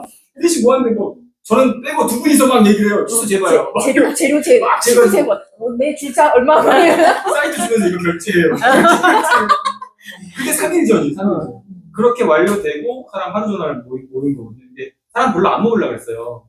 우리 아는 이 완주자들만 하려고 했는데 여쭤봤어요. 혹시 이거 다른 분들 좀 오게 해도 괜찮냐? 그랬더니 why not? 완전 정당하더라고요. 이게 열린 마음이. 그래서 단톡에 올려더니 엄청나게 많이 오셔가지고 그날 그분들이 방충망은 아마 스스로 할 수 있다는 생각을 다 갖고 가셨을 수 있어요. 왜냐면 저는 구멍을 냈지만 저도 할 수 있다는 생각을 갖고 들거든요. 남의 집 거는 내가 못하겠지만 내 집 거는 내가 구멍 내도 되잖아. 근데 어찌나 구멍을 내셨어. 이게 제가 낸 게 아닐 수도 있고 제가 낸 게 아닐 수도 있는데 제가 이렇게 잡아낸 게 다 있더라고요. 그럼 내가 내 거랑 내 걸 내가 잡았잖아. 그럼 약간 멋있는 건 내가 냈다고 하는 게 낫잖아요. 그런 거. 재밌었어. 이거 너무 재밌었어요. 그때도 또 이렇게 음식 준비하고 하지 말라고 그렇게 얘기했거든요. 아니, 밥을 준비하지 말라기래. 그럼 밥 말고 간식을 준비해야지. 밤에 밥간식 안 돼요. 차라리 밥을 준비하라고 그러면. 아무튼 뭐 아무튼 너무 재밌어가지고 그날 집에 가서도 좀 웃으면서 잤던 것 같아요. 간만에. 그러니까 지금 티타임에서 느낌 아시겠지만 저 놀러 온 것처럼 보이시죠? 수업하는 것 같지 않죠? 이 모임이 유일하게 내가 마음을 좀 많이 내려놓는 그런 모임. 여러분한테는 어떠실지 모르겠지만 이분들이 2년 뒤에 어떻게 될지 보이니까 그래요. 세 분이 그렇지만 승현님 얘기도 한번 들어볼게요. 전수님도 얘기하셔야 돼요. 근데 미용님 얘기를 너무 재밌게 하시죠? 네, 진짜 재밌어요. 미용님 뒤에 하면 좀 쫄리겠다. 맞아요. 그죠? 눈물을 머금고 하는 거야. 딸내미가 이자 갖고 돈 빌려준대. 아, 진짜. 아, 이거 박진희 했으면 내려버릴 것 같은데. 진짜 먹었대, 지금 먹을. 승현도 얘기해봐. 양조국정 얘기해 주시면 좋을 것 같아요. 단기매도 했는데 또 우여곡절이 있었잖아요, 중간에. 네. 양주 집 이제 제가 96%인가 7%의 낙찰 받았다. 이게 감정가가 좀 맞아. 낮은 것만 높게 쓸 수 있어야 될 것 같아서 수도권은 그런 물건을 찾다가 연달아서 이제 3번 연속 그뭐 의정부, 양주, 인천 이 2, 3억대 금액을 찾다가 이제 양주 옥정이 딱 걸려들어서 들어갔는데 일단 그날 갔는데 빈집인 것 같았어요. 임차권 등기도 있었고 그래서 빈집인 것 같아서 잘 될 수 있겠다라고 예상은 했는데 갔는데 이제 경비실에 일단 먼저 갔어요. 낙찰 받았고 아버지가 대신 가주셨거든요. 오늘 낙찰 받았는데 혹시 여기 소유주랑 연락 좀 할 수 있냐고 하니까 연락처를 안 준다고 하더라고요. 개인정보 때문에. 그러면은 제 번호 알려줘서 좀 연락 좀 달라고 해줬는데 바로 전화가 왔어요. 바로 전화 와서 낙찰 받으셨냐고 얼마에 받으셨냐고 하시더라고요. 이 형이 5,500에 받았다고 하니까 그러냐고 알겠다고 하고 입주하실 거냐면서 네. 제가 들어가서 할 거예요. 그래요? 빈집인데 집이 비어있다. 그래요? 선생님 그러면은 혹시 짐 있나요? 짐 없으면 비번 알려주실 수 있어요? 네, 제가 문자로 보내드리겠어요. 보내드릴게요 하고. 그럼 낙찰 첫날 끝났잖아요. 네. 문자 딱 처음 봤어, 이런 경우. 연락이 그리고 되게 친절하시고 되게 진짜 나라를 좋아하시는 그래서 그날 바로 아버지가 가가지고 또 아버지 보냈어? 그날 경비실에서 하다가 그날은 근데 좀 약간 시간이 있어서 일단 오시라고 하고 그 저녁에 비번 받고 그 주말에 그때 남자친구가 네. 이제 외근 중에서 빨리 거기 가봐라. 다음 날 다행히 가. 진짜 통수권자가 다 빨리 가서 마음 바뀔 수도 있으니까 빨리 가서 비번 바꿔라. 가서 저게 가봐라. 잘했다는 거지. 네. 저게 잘했다는 거야. 비번부터 바꿔버린 거야. 이거 나 비번부터 이사 나갔다는 소문 듣고 저녁에 나가고 나서 조용히 들어가서 비번부터 이렇게 바꾸는구나. 부모님 사건 보고 다 비번부터 맞아요. 바꿔버린 그것만 하셨을 때 맞아요. 그래서 마음 바뀔 수도 있으니까 빨리 가서 비번 바꿔라. 근데 아닐 수도 있잖아요, 솔직히. 모르는데. 진짜 다 맞더라고. 맞아서 사진 톡톡 찍고 보내주고, 그냥 빈집이고 쓰레기도 하나도 없고, 뭐 수리는 안 돼 있었지만, 10년 된 아파트에서. 할게 없지. 네, 그냥 기본집이긴 했는데, 그냥 기본집으로 좀 싸게 바로 팔면 괜찮을 것 같아서, 이제 비번 바꾸고, 그날 주말에 이제, 아버지 어머니 청소 도구 싹 가가지고. 또 아버지 어머니 간 거예요? 네. 셋이 가서 청소하고 이제 바로 부동산 내놨죠. 바로 부동산 그리고 내놨 얼마 만에 나온 거예요? 거의 근데 이제 등기가 안 나왔다고. 그렇지, 잔금을 안 줬잖아. 잔금 안 줬. 등기가 안 나왔다고. 장난이 아니고 낙찰됐나. 잔금 안 치고 판 거예요. 등기. 근데 그게 안 되더라고요. 그래서 이 그러니까 동네가 복등기가 거의 가능했는데 네. 이분들 사정이 있잖아. 이분들이 돈을 갖고 와야 되잖아요. 그러니까 일시적으로 돈을 융통해야 되지. 그래서 거의 복등기라고 봐야 돼요. 근데 이제 아무튼 근데 제가 성격이 급해서 좀 기다렸으면 복등기 할 수도 있는데 빨리 팔고 싶어서 결국 성격이 급한 게 조금 더 미뤄지긴 했는데 어쨌든 그래서 등기를 좀 내달라고 하고 어쨌든 그래서 그 다음 주인가 한 열흘 이내에 매수자가 나타났어요. 근데 좀 싸게 해달라고 하더라고요. 싸게. 근데 또 잔금도 길었어요. 심지어 잔금도 길고 계약금도 10%면은 2억 8천에 2,800 받아야 되는데 1,000만 원밖에 없다고 하고. 근데 저는 그냥 매수자 붙었으니까 뭐 인도 잘 받았으니까 잔금만 빨리 땡겨주세요라고 하고 잔금이 4달이었거든요. 너무 그건 좋아. 네. 너무 근데 이제 지금 전셋집이 나가면 충분히 빨리 할 수 있다. 바로 전셋집 내놓겠다 했는데 그 전세가 동두천의 빌라인가? 그래서 안 나가지. 네, 그래서 경험이 없어서 제가 그냥 그러면 빨리 좀 부탁드려. 바로 해주시라고 해서 이렇게 했는데 결국에는 어쨌든 그 계약금 1,000만 원에 잔금 넉 달로 해서 계약은 했으나 계속 잔금이 안 당겨지더라고요. 그래서 안 당겨져서 기다리다가 이제 10일 그 잔금 한 일주일 전인가 2주 전인가 그 매수자가 직접 전화가 오더라고요. 그래서 선생님 제가 그 집주인한테 돈을 못 받아서 잔금이 어려울 것 같다고 연락이 오는 거예요. 근데 약간 저는 반가웠어요. 왜냐면 그 사이에 호가가 1억, 3만 원 정도 올랐거든요. 그래서 바로 연락을 또 하셨는데 이때는 뭐 해야 돼요? 이때 뭐 해야 돼? 역시. 그렇지. 저 1,000만 원 내 거예요. 그렇죠. 이해되시죠? 받고. 그러니까 배액배상과 계약금의 개념을 알고 있어야 돼요. 이해되시죠? 근데 세계님이 저는 되게 좋았던 게 어떤 거냐면 본인이 정확히 알고 있어도 경험 많은 사람한테 확인을 꼭 한다는 거예요. 그러니까 실수하고 나서 오지 않아요. 세계님 한 번도 그런 적이 없어요. 3개를 받았는데도 실수하고 나서 오신 분들은 못 도와드릴 게 없어 진짜. 돌이킬 수가 없잖아요. 이해되시죠? 나 배워봐. 그래서 약간 반가워서 일단 알겠다고. 근데 좀 다시 계약금을 돌려주면 안 되겠냐고 하는 거예요. 아니 선생님 저 계약금 1,000만 원 받고 제가 그동안 금융비용이랑 시간적인 거 있는데 이거 어떻게 절대 못 돌려드려요? 그러니까 그러면 금융비용이 얼마네요? 금융비용 둘째치고 시간만 해도 1,000만 원이 넘어가는데요 선생님? 이러니까 네 알겠어요. 아니 그래서 지금 어쨌든 그러면 전세금 집주인한테 못 받아서 못 주시는 거면은 소송하셔서 받을 수 있다고 제가 알려드린다고 했어요. 근데 그 얘기는 이미 안 들리더라고요. 그리고 일단 당장 1,000만 원 이게 꽂히셔가지고. 근데 여러 같은 부동산한테 전화 와가지고 언니 혹시 잔금을 못 하게 되면 지금 많이 올랐어. 여기 지금 대출이 좀 애매한가 봐 하면서 막 거짓말 하시더라고요. 제가 모르는 줄 알고. 부동산을 믿지 마세요. 제가 모르시는 거예요. 왜요? 잔금 못 줘요? 막 저도 연결을 했죠. 아니. 대출이 요즘 진짜 잘하신다. 재밌죠? 사장님이 그렇게 진짜 얘기하세요. 대출이 요즘 좀 알잖아. 대출 요즘 좀 안 나와가지고 이게 좀 부족한 것 같아. 그래서 우리 네이버에 한번 중층으로 해서 다시 올려볼까요? 이러는 거예요.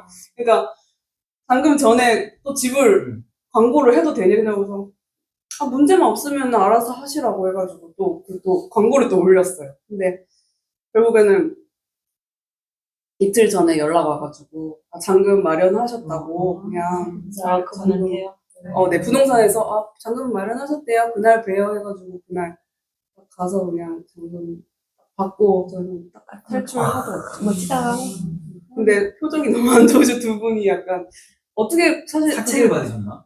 약간 7천만 원을 구해야 되는 상황이었는데 그래서 자체 생각도 해봤어요. 너무 급해가지고. 왜냐면 첫 아파트를 팔아야 되는데요. 저희 이제 저도 첫 아파트를 팔았어야 되잖아요. 원래 1가구 한시적이니까. 근데 이 둔촌주공이 하나도 안 도와주는 거예요. 둔촌이랑 문정이랑 가깝잖아요. 둔촌주공이 11월에 열리기 시작하면서 여기 있던 사람들이 집을 팔거나 전세를 놓고 이쪽으로 이사를 가는 상황이라서 1억을 다운시켜도 안 팔리는 거야. 진짜 한 2억 다운시키면 팔리려나 이런 생각이 드는데 그걸 2억 다운시키고 팔 수가 없잖아. 그래서 중간에 사채도 생각해요. 진짜 그 생각이 들더라고요. 흥미진진한데 이거? 그래서 제가 회밀이를 딱 올려드리면서 올라서 2억을 모으려면 몇 년을 고생을 해야 되는데 이 사람은 오늘부터 잠 다 잤다. 미납하시고 전재님도 너무 잘 됐다. 이렇게 한번 해주세요. 진짜 완전 저는 죄송한데 네. 일이 먼저. 있어가지고 네. 먼저 와주신 게 대단해요. 따로. 네, 날 따로 잡아요. 어. 저 광어 한 판 예약이요. 전재님도 진짜 짧게 얘기해 어떤 거요? 뭐? 창동. 상륙고 좀 오래됐는데 이제. 오래됐어요, 이렇게. 아니 아니었나? 그거 뭐다 아실. 다 알아요? 다 알면 넘어가. 몰라요. 다 아실. 얘기해 주세요. 일침. 몰라요. 다 아시는 분인데. 일침. 일침 맞아요, 일침. 네. 일침. 이소라우징. 네. 제가 하도 많이 얘기해가지고. 그것만 네. 해요. 이소라우징 보고 인테리어가 잘 돼 있을 거라 생각하고 들어간 거 맞죠? 네. 저게 포인트였고요. 지금 그냥 월세 잘 받고 있고. 월세 얼마였어요, 근데? 저 3,060. 근데 이자가 얼마나 가요? 이자는 70. 네. 그럼 네, 조금, 그럼 네, 마이너스. 조금은 네. 월세가 마이너스가 나오네. 네. 월세 환산 집값이 올랐더라고요. 그래서. 집값은 몰라요. 올라 했잖아요. 네. 그래서 처음에 했을 때 바로 파신다고 하더라고요.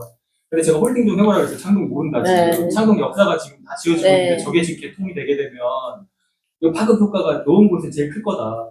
그럴 수밖에 없어요. 거기는 좋은 건 여러분 아시다시피 역사가 다 찌질찌질해요. 갈 때마다 찌질해 뭐 이렇게 보통 지나가는데 하나가 의리의리한 게 있으면 네. 거기 중심권이 생겨요. 중국인들이 짓고 있어 좀 조심스럽긴 한데 지금. 중국인들 그 광고팔 또 효모님이 또 찍어서 보내주셨어요. 댁에서 바로 옆에 있거든요.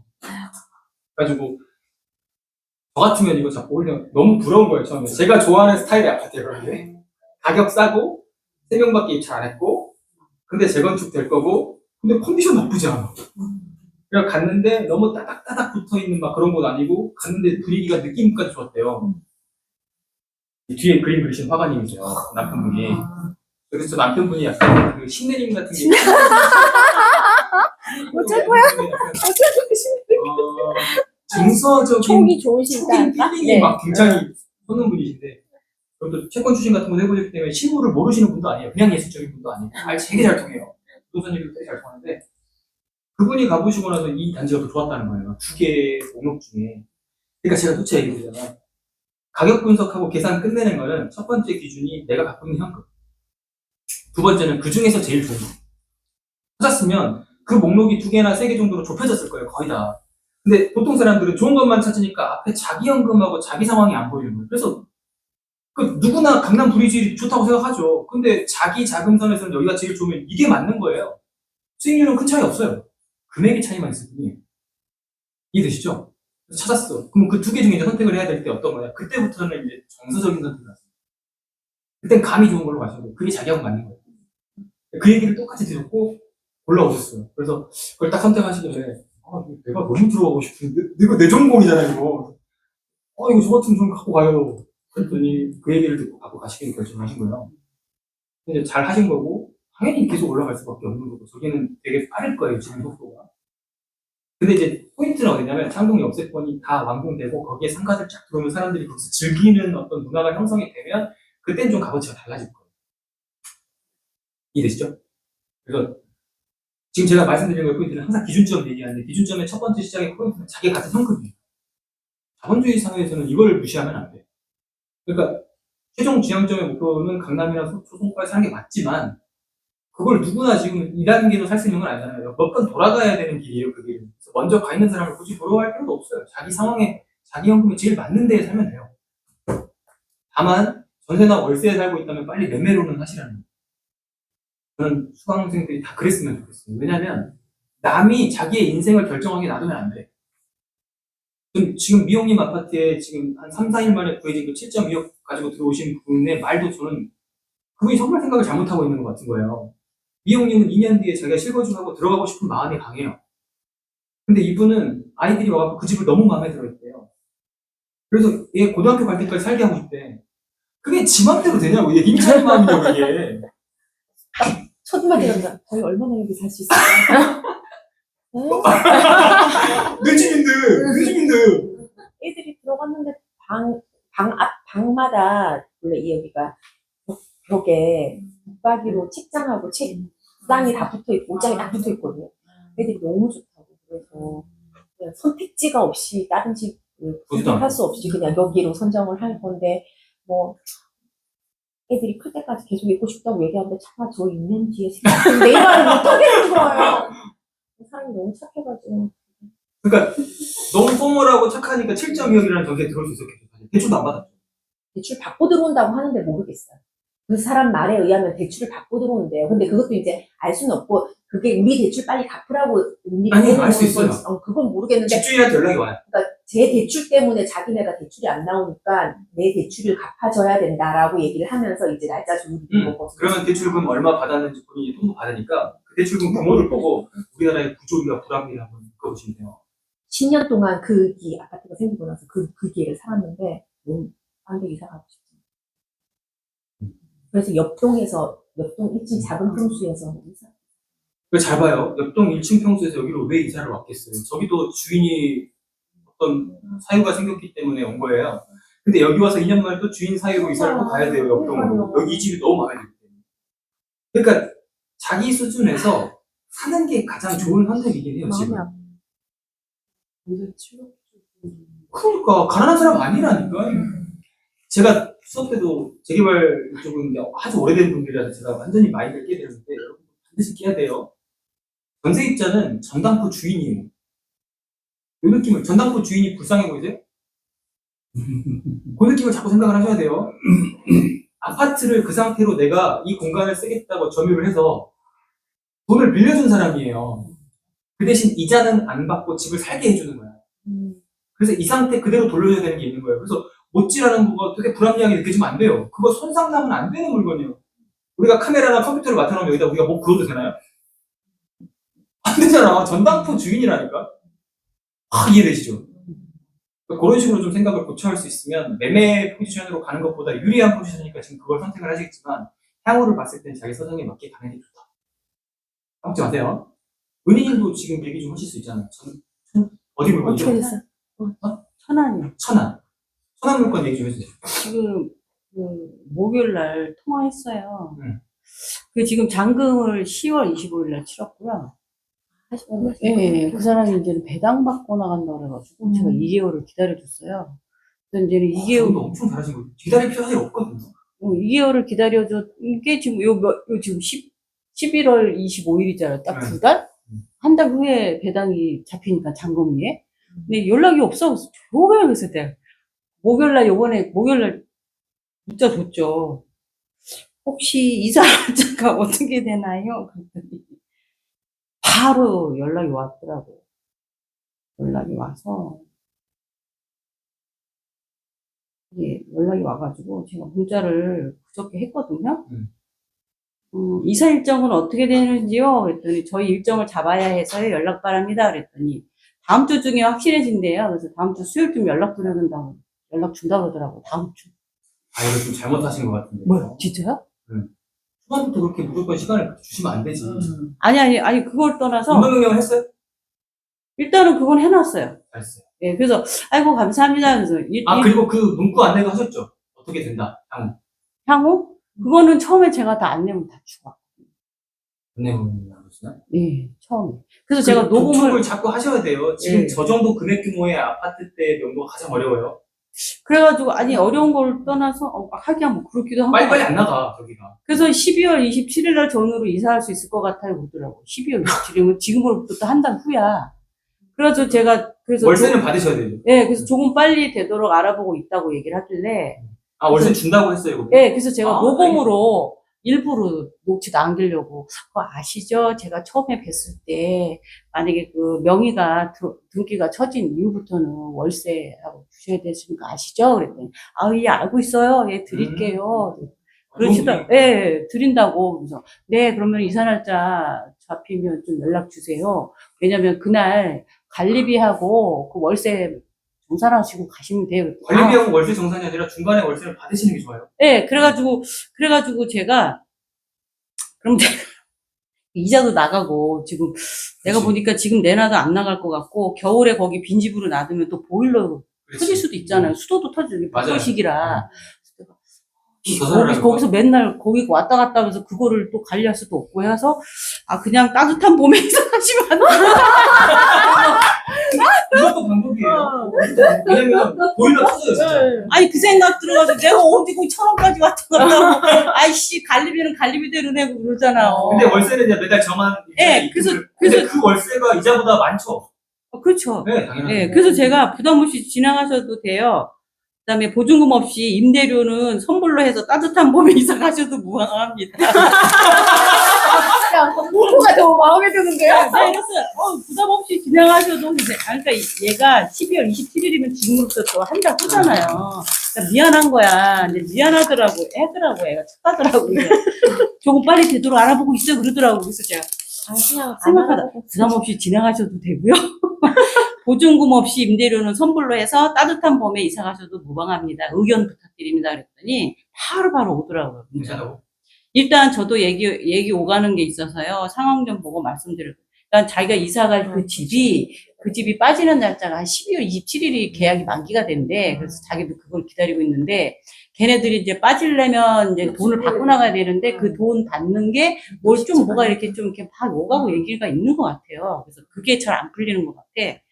아유, 걱정 마셔. 따뜻한 봄에 가시겠다. 너무 재밌다. 지금 매매가는 어떻게 됐어요? 매매가는 그렇게 크게 움직이지는 않아요. 월세는 받으면 지금 월세 정도 받을 수 있어요? 제가 지금 거기가 막 500에 45만원, 46만원, 막 이래요. 잘 나가겠네. 네, 그래가지고 제가 나는 보증금이 없으니까 나는 50만원 받을 생각. 예, 그래가지고 일단 그래서 이게 통화를 바로 얘가 전화가 왔더라고. 그래서 뭐 임대료를 주셔야 되는 거 아시죠? 이제 알고 있다고. 관리비하고. 이사 날짜 정해지면 그날 제가 내려가서 뵙고 관리비하고 내 열쇠도 받아야 되니 그날 만나서 이자는 얼마 내고 있어요? 정산하자. 이자는 30. 그러면 이거는 굳이 팔 필요 없는 아파트를 잘 받으신 거예요. 지금 대출을 받으셨는데 대출로 이자를 30만 원 내고 있잖아요. 그럼 다시 역산하면 1억 정도 좀 넘는 아파트일 거예요, 같잖아. 근데 아니 1억은 안 되고요. 이게 얼마예요? 그럼 이자를 높게 받으셨나요? 5% 받으셨어요? 예, 지금 5%로 그렇죠. 이자? 예, 맞아요. 그러면 30만 원 나오는데 일단 50만 원, 46만 원? 50만 원. 아니요, 그 500에 내놨을 때 500에 45? 500에서 45 정도. 15만 원 받았으니까 내 돈 들어간 돈 실수금 얼마예요? 지금 1,200 정도. 이 정도면 팔 필요가 없는 거예요. 1,000만 원 넣었을 때 얼마 남는데요? 예? 10만 원. 의심했어요, 지금. 의심했어요. 근데 지금 1,000만 원 넣었는데 지금 15만 원 넘게 남는 거잖아요, 사실은. 1,200 정도 되니까. 그러니까 이거는 월세 환산 수익률 때문에 15% 이상 가는 거니까 사실은 그냥 뭐 별다른 이슈 없으면 가지고 네, 가는 월세 괜찮아요. 받으면, 월세 받아도 손해는 안 나는. 그러니까 사실 에어비앤비를 쇠가 빠지게 만드는 것보다 이런 거 몇 개 하면 에어비앤비 효과가 나는 거예요. 이거 잘하고 있는지 도대체. 그러니까 저도 처음에 이런 생각했어요. 저도 2,000에 60 받은 초초에 40평짜리 아파트였었어요. 2,000에 60은 얼마 안 되는 거 같잖아요. 근데 들어간 돈이 없거든. 그러니까 70%의 낙찰을 받아서 은행에서 전액 대출이 나왔어요. 그 대출이 전액 나니까 난 내는 돈이 없어가지고 취득세만 냈어. 400만 원. 그래서 총 투자 실투금 400. 근데 월세 바로 들어와. 2,000에 60. 근데 인테리어를 했기 때문에 1,000만 원 정도 들어갔어. 내 돈 1,200. 1,200인데 60이잖아요. 또 대출이자 까고 나면은 한 30만 원 넘게 남았거든요. 1,200에 30이면 저기가 남는 그거보다 2배니까 여기 수익률이 30% 넘어가잖아, 사실. 그래서 난 지금도 생각을 해. 아직도. 이거 임대사업자로 놓고 팔 필요가 없었던 거 아니야? 지금 임대사업자 주택수 배제하고 전부 다 배제되니까. 경험이 없으니까 이런 짓거리를 내가 하는구나. 이런 거 다시 만들려고 생각해서 지금 막 아파트 알아보니까 안 돼요. 안 돼요. 그 임대로 할까요? 그러니까 천안 정도면 괜찮. 그때 제가 한 건 인천이었는데 지금은 인천이나 경기도권에서 이 수익률을 만들 수가 없어. 모든 거 다 나와요. 모든 거. 아파트도 안 나와요? 네, 아파트 안 나와요. 막아놨어요? 네. 언제 전화해서 막혔어요? 물어봤어요. 기존에 등록된 것만 되는 거구나. 그러면. 지금 안 되는 거. 와, 그럼 새로 하려고 하면 안 되는 거예요? 저 전화해서 물어봤어요. 금액 규모가 아니라? 비아파트 시장 살리기 대책 그건가? 빌라 이런 것만 된다. 그래서 악의 이유를 빌려.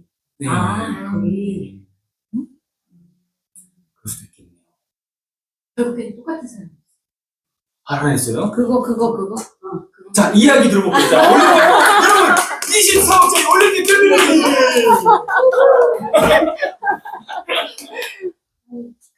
올림픽 패밀리의 마이크 좀 앞으로 갖다 줘. 한 상단지에 경매물건이 나와서 그거 보러 갔다가 그냥 임장하는 겸 매매주 부동산에 들려서 에이, 잠깐만요. 죄송해요. 초록색 초록색이요? 켜져 있어요? 좀더 가까이. 그래서 물건을 여러 채를 봤거든요. 같은 단지 안에. 그런데, 여하튼 한 건을 봤는데 워낙 그 고급 자재로 인테리어를 싹 해놨더라고요. 물론 다른 거에 비해서 조금 비쌌어요. 근데 생각을 해보니, 경매로 받으면 단기간에 돈을 다 내야 되잖아요. 분명히 그게 21억은 될 것 같더라고요. 처음부터 느낌은. 그러면은 갑자기 21억을 돈을 만들기는 어렵고. 17만 원. 수익률이 더 높은 거 아니야? 네. 아니, 나 우리 그죠, 팔 필요 없는 거예요, 그거는. 딴데 거 30만 원짜리 이전에 그거는 진짜 너무 지금 잘하신 게 에어비앤비 수익률 늘어납니다. 잠깐만, 17만 원이 얼마였지? 계산 한번 해볼까요? 이제 45만 원 받으면 17만 원 빼고 나서 30만 원 남는 거 아니야?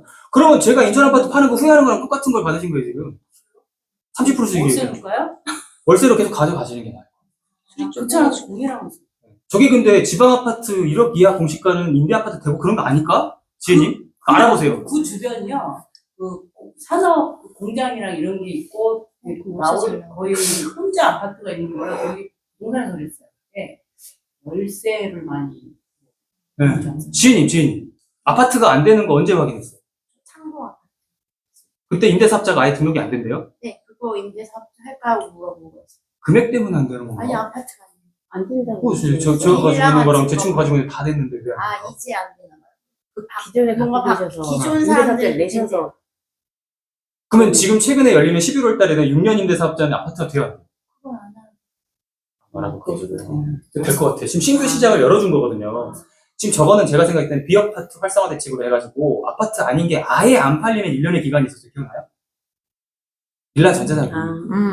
아무도 빌라를 거래하지 않았어요. 그래서 제가 어떤 수업에서 막 빌라를 한 달에 얼마 팔았네 막 이런 얘기 나오면 믿지 말라 그랬잖아요. 그러니까 제가 국토부 실거래 조회하는 사이트를 알려드린 이유를 아시겠죠? 거기 검색을 하면 아파트는 서울이 몇 건이 팔렸고 빌라는 몇 건이 팔렸고가 나와요. 빌라 업계는 안 팔렸다고 생각하시면 안 팔려요, 그냥. 팔리면 운 좋은 거야. 거기 재개발 지역이겠지. 뭐 이렇게 생각하시면 돼요. 그래서 저는 그런 생각인데 저게 비아파트 활성화 대책 중에 하나였을 것 같아요. 그 시기에 약간 걸린 것 같고 원래 아파트가 안 된다는 건 말이 안 돼요.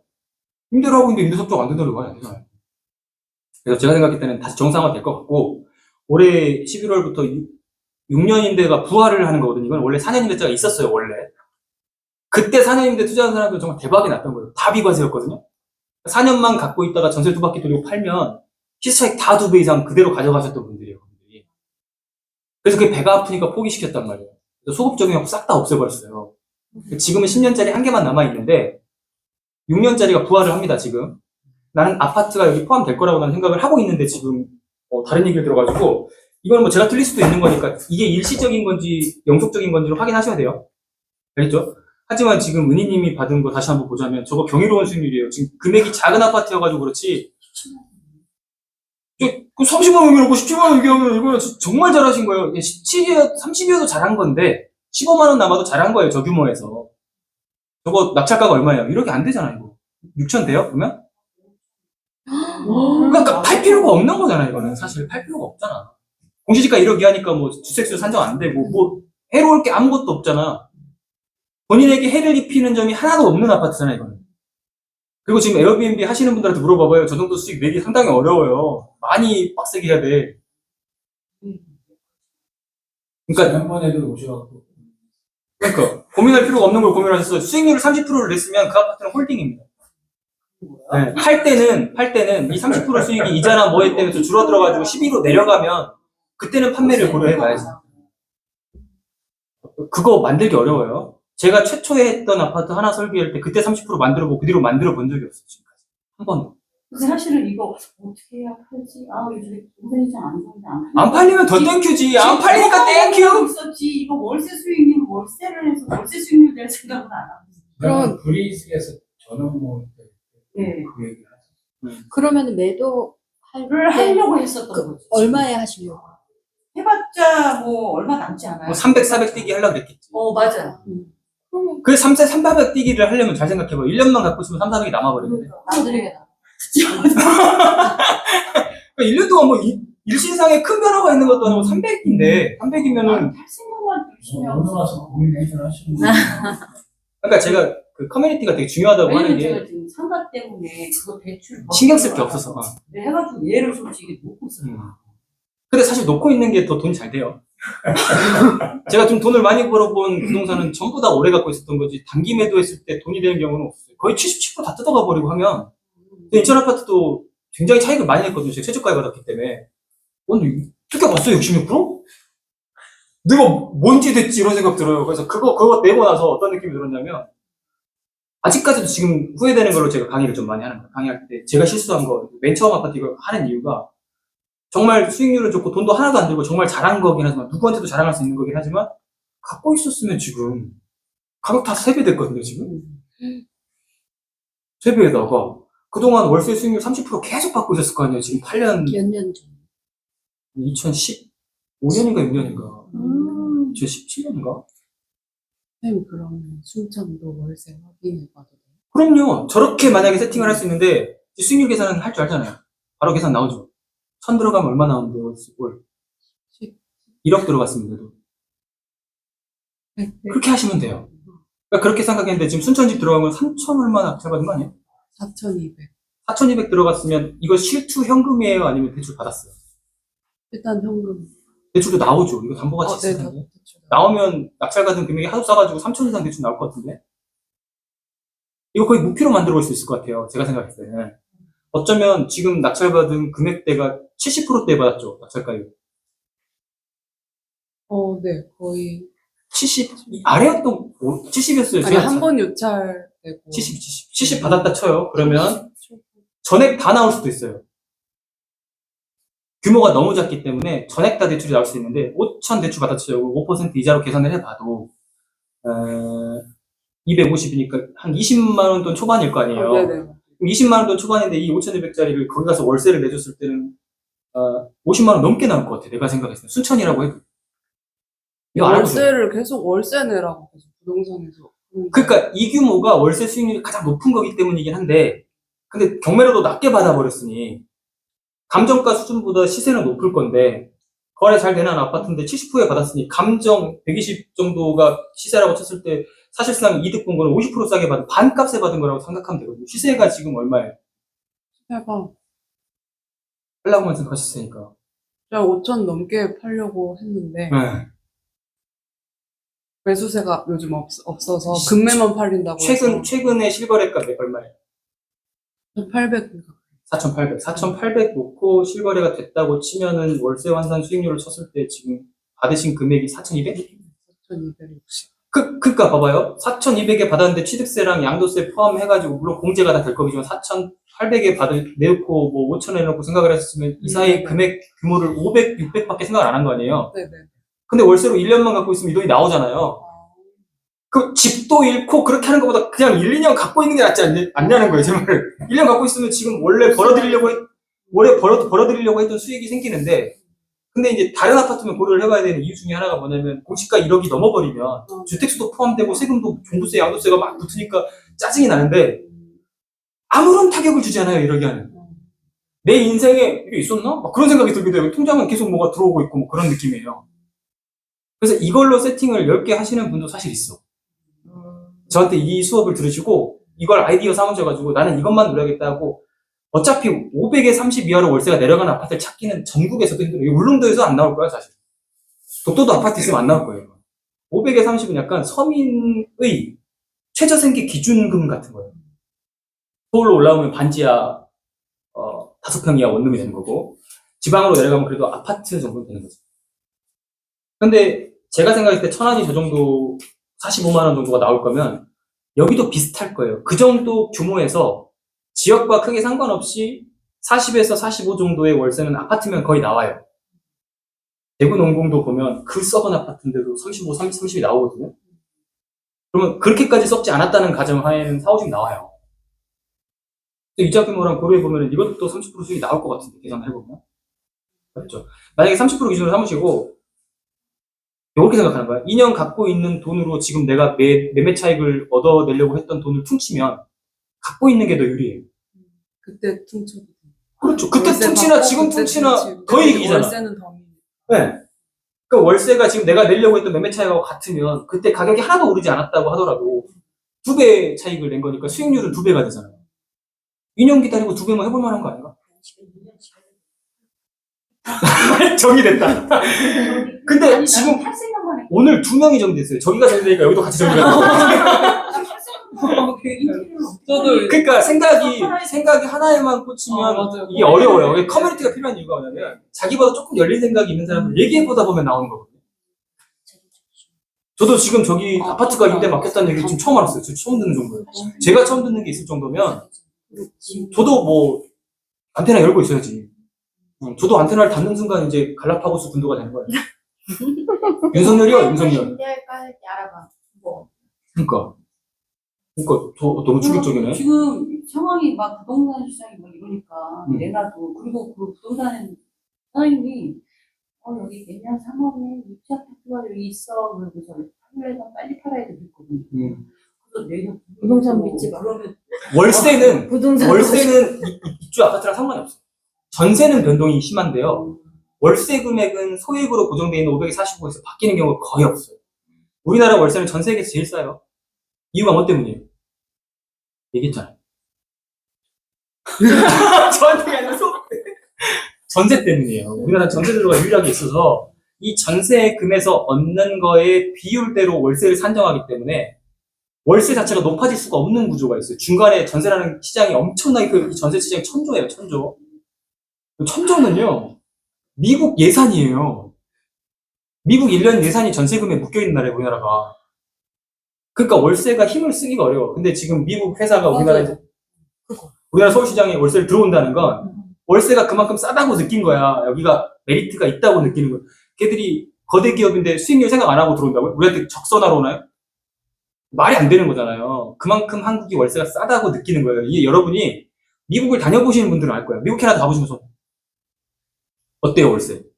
맨하튼 10평짜리 어때요? 스튜디오 아파트먼트. 살았어요. 스튜디오 아파트먼트 살았어요? 네. 얼마였어요, 월세? 그때 회사에서 내줘서 얼마인지 모르겠어. 아, 진짜 미치겠네. 그래, 기억나지? 980불? 그렇지. 근데 그게 좀 업사이드. 업사이드.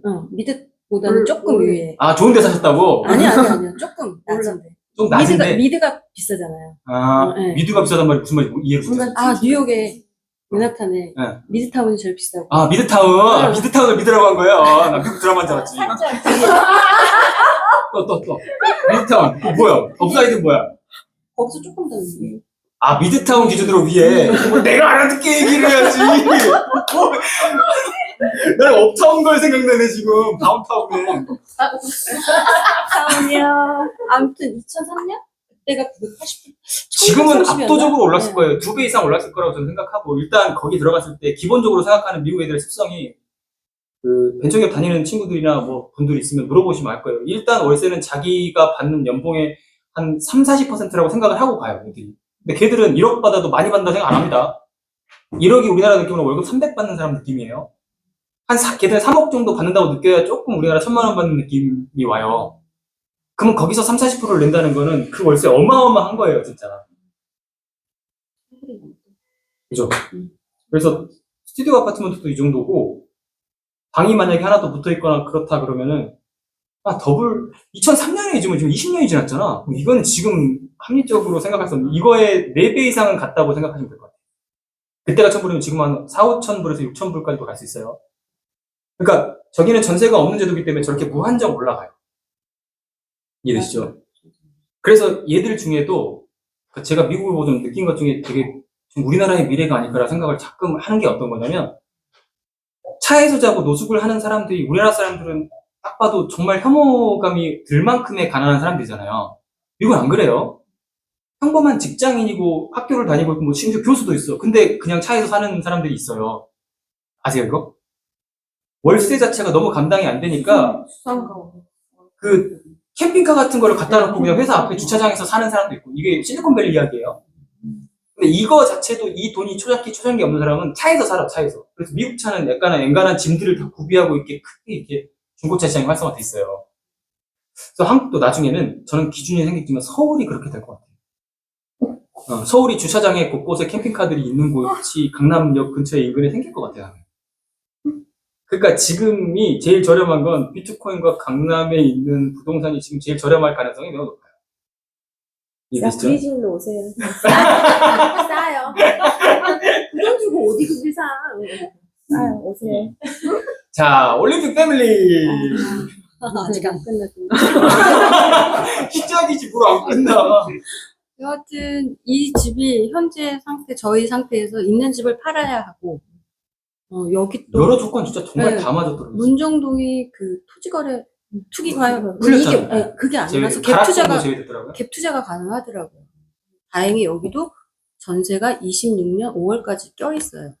그 기간이면 이제 내 집도 충분히 좋은 가격에 팔 수 있다는 생각이 들어서 그러면 이자 생각하고 단기간에 23억은 못 만들겠고 갭 투자 가능하니까 이게 최선이다. 내 최적화돼 있잖아요. 노력도 한 것도 안 들죠. 저는 경매 근데 쫓아낼 필요도 없고. 네, 저는 근데 일단 배웠으니까 좀 경매를 하고 싶었어.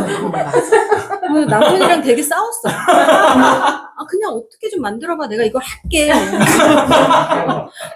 내가 하필이면 문정임이 나왔고. 그 욕심에는 정말 19억 9천에 받고 싶은 생각이 들었는데, 그럴 리가. 그렇게는 안 될 것 같더라고요. 근데 여러 가지로 따져보니까 그러면은 여기가 풀 인테리어가 돼 있고 이자 뭐 이런 거 갭 투자 이런 게 다 가능하니까 이거를 하자고 남편이 밀더라고요. 자꾸. 그럼 두 개가 같은 사람이었으면. 네. 그럼 이 경매 물건도 풀인테리어 되는 거 아니에요? 그거는 확인을 못했어요. 아니요. 근데 안 돼 있을 거란 생각에 뭐냐면 지금 현재 살고 있는 세입자가요.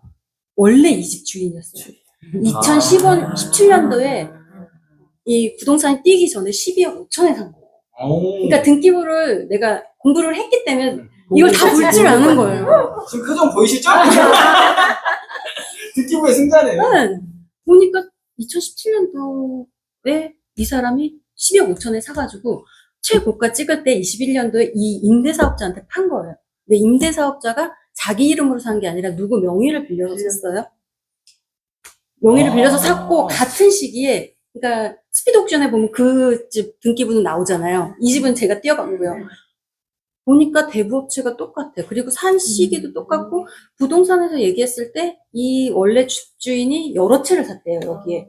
근데 지금 사업이 좀 안 돼서 지금 파는 과정이라고.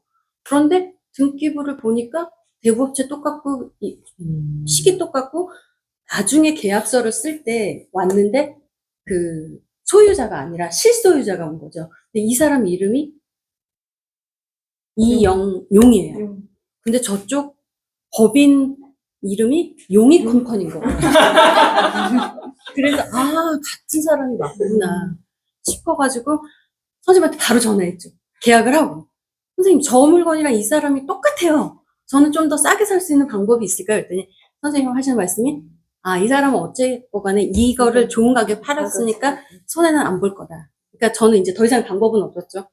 뭐 그거를 뭐 이렇게 저는 이 얕은 생각에 이렇게 바꿔치기? 얕은 생각에 그 사람도 혹시 이게 얼마에 낙찰될지 모르니까 그리고 내가 그 전에 조금 더 싸게 이 사람이랑 거래해서 그거를 또 경매 그러니까 안 넘어갈 수도 있으니까 그걸 했는데 전화를 드렸는데 방법이 없던 거예요. 그래서 오케이 하고서 이제 다시 여기 집중을 하게 됐죠. 근데 나중에 알고 봤더니 또 이 전세입자가 원래 옛날 소유주였잖아요. 자기가 계속 살려고 인테리어를 고급자를 써서 다 해놓은 거예요. 그런데 21년에 최고가를 찍으니 이 사람한테 판 거예요. 그리고 나서 그때 당시에 최고가였으니까 전세를 15억에 살았어요. 23억 5천에 팔았다가. 그러니까 전세를 살고 있으면서 판 거예요? 자기 집을 자기 집을 팔고 자기가 전세에서 인정한 그러니까. 그러니까 제가 일반적인 거래 이런 거 얘기 드렸잖아요. 최고가라고 생각하고 나는 여기 앞으로 떨어질 거라 생각하면 자기의 전세금을 걸어놓고 매수자를 찾으면 되는 거예요. 그럼 이 사람은 이 차익이 앞으로 더 오를 거라고 느끼면 사는 거고 그런 식의 거래가 있다는 얘기예요. 그래서 이 사람은 거기서 이제 15억의 전세로 살고 있다가 이게 또 내려가잖아요, 그치. 부동산이. 그런데 이 임대사업자는 그 전세금을 그러니까 좀 내려줄 형편이 안 된 거예요. 역전세. 그러면서 역전세네. 5억에 대한 이자를 한 달에 200만 원씩 받고 이게 있었어요. 역월세예요. 이게 역월세예요. 그러니까 5억은 못 그럼 이 사람은 받지만 진짜 정말 거래를 잘한 거네요. 월세. 최고가에 팔고 전세 살고 200도 최고의 플러스. 승자. 이야. 그러니까 그 사람이 진짜 최고의 승자인 것 같아요, 진짜. 그러니까 그냥 현재 상황은 그분이 삼성물산 다닌대요. 그러니까 머리가 그러면 좀 지금 이상하게. 세입자한테 인수인계를 받은 건 뭐예요? 지금 전- 세입자한테 전- 인수인계는 아직 안 받았죠. 이제 200을 이렇게 잔금 줘야 돼? 아니요. 잔금 날짜 때 이 사람은 낮춰서 계약해? 네, 10억에. 10억이 계약하기로 했어요. 네, 10억에 계산하고 날짜도 지금 남아 있는 10억의 날짜까지 추세는 맞아요? 10억보다 조금 미치예요. 한 9억, 8억 이렇게 되는 것 같아요. 벌써 많이 내려갔네. 네. 어떻게 5억이 내려가? 그러니까 그 최고점이 21억이 21년도. 거기서 좀 내려갔더라고요. 전세가 21억이 최고점이었어요? 그때 한 거죠. 전세 계약을. 그러면 그 사람이. 전세 계약은 15억이 최고점이에요? 네, 네. 그랬던 것 같아요. 전세가 5억 내려가기 쉬운 일이 아닌데. 진짜. 그래요? 지금은 지금 8, 90 이 이러지. 동네 이상하다. 둔촌 둔촌 영향인가 보다. 둔촌 때문에 이 동네 완전 전멸이야 지금. 근데 이게 똑같은 대자뷰로 헬리오 들어왔을 때 이랬어요. 그래요. 헬리오보다 더 단지가 크잖아 지금 둔촌이. 그러니까 헬리오 들어올 때 생각하면 그게 더 파장이 큰 거예요. 헬리오가 지금 만 세대가 안 되잖아요, 쟤. 예, 조금 안 되죠. 근데 저거는 9,870. 지금 12,000세대잖아. 그보다 더 크게 들어오는 거지. 그러니까 날린 거예요. 그러니까 지금 송파에 입장하시거나 내년에 송파에 입장하시는 분들은 굉장히 좋은 시기에 빨리 입장하시는 지금 거예요, 사실. 내년 그 헬리오 최저가일 때 사람들이 놀리던 맞아요. 그 느낌을 그대로 가지고 맞아요, 그때 다 맞아요. 놀랐어요, 들어가는데. 그러니까 약 지금 헛소네 막 부동산에서 얘기를 하고 있기는 내년 봄 말쯤 되면은 회복을 이제 둔촌이 거의 흡수가 마무리될 수 있을 거다 그거 너무 빠르면. 빨라요. 그러니까 빠르면. 헬리오도 2년이 걸렸으니까. 빠르면 그렇게 얘기를 했거든요. 빠르면 내년 봄 말은까지는 안 간다. 무조건 그때까지 무조건 가고 빠르면 그때부터 회복이 될 거다라고 얘기를 하면서 팔지 말고 집 갖고 있으라고. 그렇지. 그때까지는 팔지 그래서 말고. 저희는 지금 그러니까 브리지도 지금 너무 잘 풀린 거고 이때 여기 산 것도 지금 최저가에 샀을 가능성이 높은 거예요, 지금 보면. 잘 저희 싸졌어요. 최저가는 저도- 아닌 것 같은데 여하튼 잘 사긴 산 것 저도 같고 회미를 계속 봤던 거라 잘 사신 거예요, 그 정도. 그러니까 그걸 어떻게 확신할 수 23억 있냐면 4,500 이렇게 그러니까요, 샀거든요. 저는. 낙찰 가격을 보면 알 수 있는데 21억. 관심이 안 죽었어. 그걸 맞아. 그게 19억대에 팔렸으면 저도 약간 꺾였을 거라고 생각을 할 텐데 경매는 20억 올림픽 위안이 경매를 안 살 수 있는 들어가요. 최저가의 가격이잖아요. 그럼 그게 최저가 하방 가격이 21억 5천이 되는 거예요. 맞아요. 그러면 풀 옵션 인테리어를 3억 정도는 썼을 텐데 그 인테리어 가격을 포함하면은 사실 더 잘 사신 거지. 잘 산 거예요. 그리고 그 진짜 경매를 하면 저처럼 이렇게 빨리 그, 물건 그래. 정리를 해서 저기서 지금 이게 손해본 문제잖아요. 금액을 한번 생각해. 금융 비용을 한번 생각해. 네, 그런 거를 생각하면 그게 훨씬 잘하신 그러니까 거예요. 남편이 거기서 계속 밀어가지고 제가 어쩔 수 없이 졌거든요. 거예요. 근데 잘 잘한 치셨어요. 선택인 것 잘 같아요. 치신 거예요. 그리고 현재 만약에 우리 집이 빨리 팔렸다. 그럼 저희는 저길 들어가려고요. 아니요, 둔촌. 그것도 좋지. 네, 전세로 들어가서 어쨌건 간에 여기는 그게 왜 좋냐면 또 둔촌 전세는 지금이 최저가라고 될 거거든. 맞아요. 저는 최저가고. 이러면 그 삼성물산 사람 같은 걸 하는 거예요. 네. 그래서 전세를 거기로 들어가서 여기를 기다렸다가 그치. 맞아요. 옮겨가면 되는 여기 거죠. 이제 재건축되면 어차피 재건축 되면 그게 1+1 아니에요? 아니요. 1+1 아니에요? 몇 아니요. 평이에요, 그게? 규모가 조금 49평. 84? 아니, 84 아닌데? 더 84보다 컸어요? 그거보다 더 크면은 131? 1+1 나오는데, 그기가? 아니 저기 동일 평수로 갈 경우에 자기 분담금이 한 3억 얼마 들어간대요. 동일 평수 그러고 그게 그 평수보다 하나 더 큰 평수부터인가가 1+1인데 자기 부담금은 되게 있고 주택이 두 개가 걸려가지고 세금이 되게 크긴 하는데 1+1이 나오던데. 원 플러스 원은 얘기 안 하고요. 49평형이거든요. 이건 알아봐야 돼요. 49평이면 플러스는 가능해요. 그래요? 그 평, 커, 그러니까 커. 그 기업도 온것 같긴 한데 제가 49평이면 진짜 큰데 봤어요, 집은? 네. 두 번 가서 방 몇 봤어요. 개예요? 4개요. 4개. 맞아요. 그럼 거실이 엄청 클 것 같은데. 49평에 방 4개가 본래 동일 평형으로 가면 거의 비슷하고 동일평으로 가면 3억 얼마. 그리고 1+1이 나가고 추가 부담금이 되게 많이 있는 게 있었어요. 지금 원래 단계가 제가 어디예요? 나와 지금 있는 단계가. 4단계. 지금 정비구역 지정? 안전진단 끝나고 정비금 네, 지정. 네. 예르면 재건축은 속도가 굉장히 빨라요, 이게. 거기다 여기 신통합이라고 하더라고요. 그러면 3년 내에 될 수도 있어요. 아, 그건 어렵지 않아요. 3년 내에 그래서 분양 그거- 발표를 하는 거지. 입주 말고. 어. 이 서류 정리 과정이 3년 내에 되는 건 되게 빠른 거예요. 관쳐나고 이제 땅 밀어고 펜스 치는 시기까지가 3년이면 굉장히, 물론 입주는 3년 더 공사해야 되니까 더 길어요. 그러니까 짧으면 7년, 길면 10년 이렇게 그치. 잡더라고요. 부동산에서는. 근데 신통이면은 더 빨라질 수 있고, 3년 뒤에 들어가 할 필요 없겠는데? 네, 맞아요. 저는 그래서 어쨌거나 둔촌 거기 코레오가 신축이고 커뮤니티가 너무 잘 돼 있어서 그냥 살다가, 거기, 예, 84 살아도 여기 다시 지어지면 가면 네, 되겠네. 그리고 어차피 여기가 인테리어가 돼 있으니까 그냥 여기 전세 줘도 또 잘 나갈 것 같고 그리고 여기는 또 전세가 그리고 많이 원리크 떨어져서 패밀리는 인테리어의 가치가 되게 높기 때문에, 사실 저기 계약을 11억에 하셔도 충분할 것 같거든요. 2억 정도 높아도 될 것 같긴 해요. 왜냐면, 맞아요. 그분 나간다고 퉁치면은, 저기 11억이나 10억이 내라도 들어가 살겠다는 사람이 다른 집 맞아요. 보고 여기 오면 맞아요. 살 거거든요, 정말? 왜냐면 원리크 엄청 오래된 아파트이기 때문에 정말 다른 집은 정말 그 체리색 막 그렇게 돼 있을 거란 제가 말이에요. 다 봤어요. 그거. 진짜 1층에 노년분들이 진짜 진짜 이상하죠? 귀신 날 것 같아요. 근데 이 집은 딱 그렇게 돼 있더라고요. 거기에 사람들이 전세로 들어가도 2억, 3억 이상은 투자해요. 거기 들어오는 사람들이 가난한 사람들이 아니에요. 전당포 주인이에요. 전당포 주인 중에도 하이클래스 전당포 주인이에요. 그렇죠. 그거는 또 전세 대출도 안 나와. 전세 대출의 마지노선이 일반 대출 받으려고 해도 뭐 6억 이상 넘어가면 전세 대출 해주기 어렵잖아요, 사실은. 기금 대출은 아예 안 되는 거고. 오펜탄 쓰는 거 딱 현금으로. 그러니까요. 그러니까 저런 사람들이 있는 거예요. 현금으로 18억을 쥐고 있어, 지금. 막 빨리 소진되고. 부모님 정신 타락할 수 있어. 이거 20억 될것 같아. 이거 전화 오고.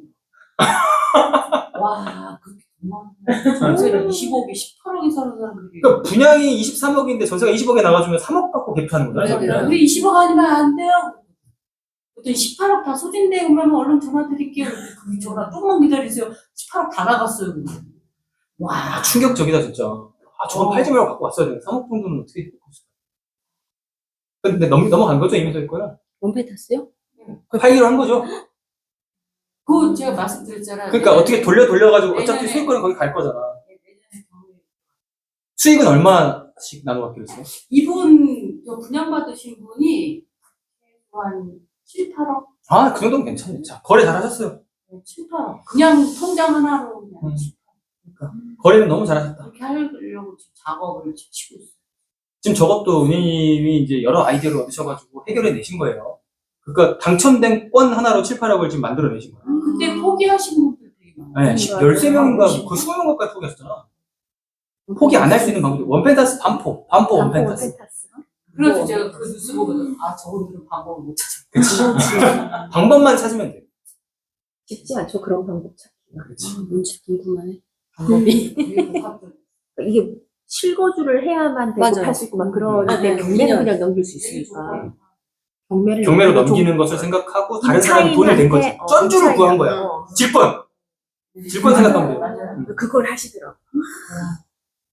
아니 처음에 이렇게 되는 거예요. 아니 그래 어떻게든 계약금 마련해서 돈다 쳐 전세를 놔. 그럼 그 사람 나중에 들어가 살아야 되니 전세를 물어야 되잖아요. 그 돈을 어디서 구해? 20억 아니 부동산에 20억 아니면 안 돼요. 왜냐면 계약금이 부족하고. 5천원 아니 그렇게 애는 했는데 나중에 전세 나갈 때 그 돈 어떻게 구해?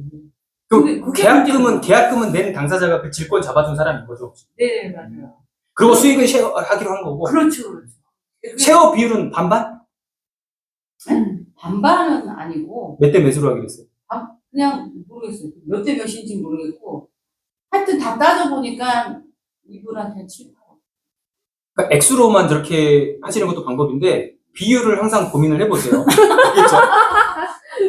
지금 7, 8억인 거 보니까 거래를 되게 잘하신 것 같긴 해요. 그게 있을 거예요. 분명히 몇 대 몇. 당연히 계약서 그렇게 작성을 해야 돼.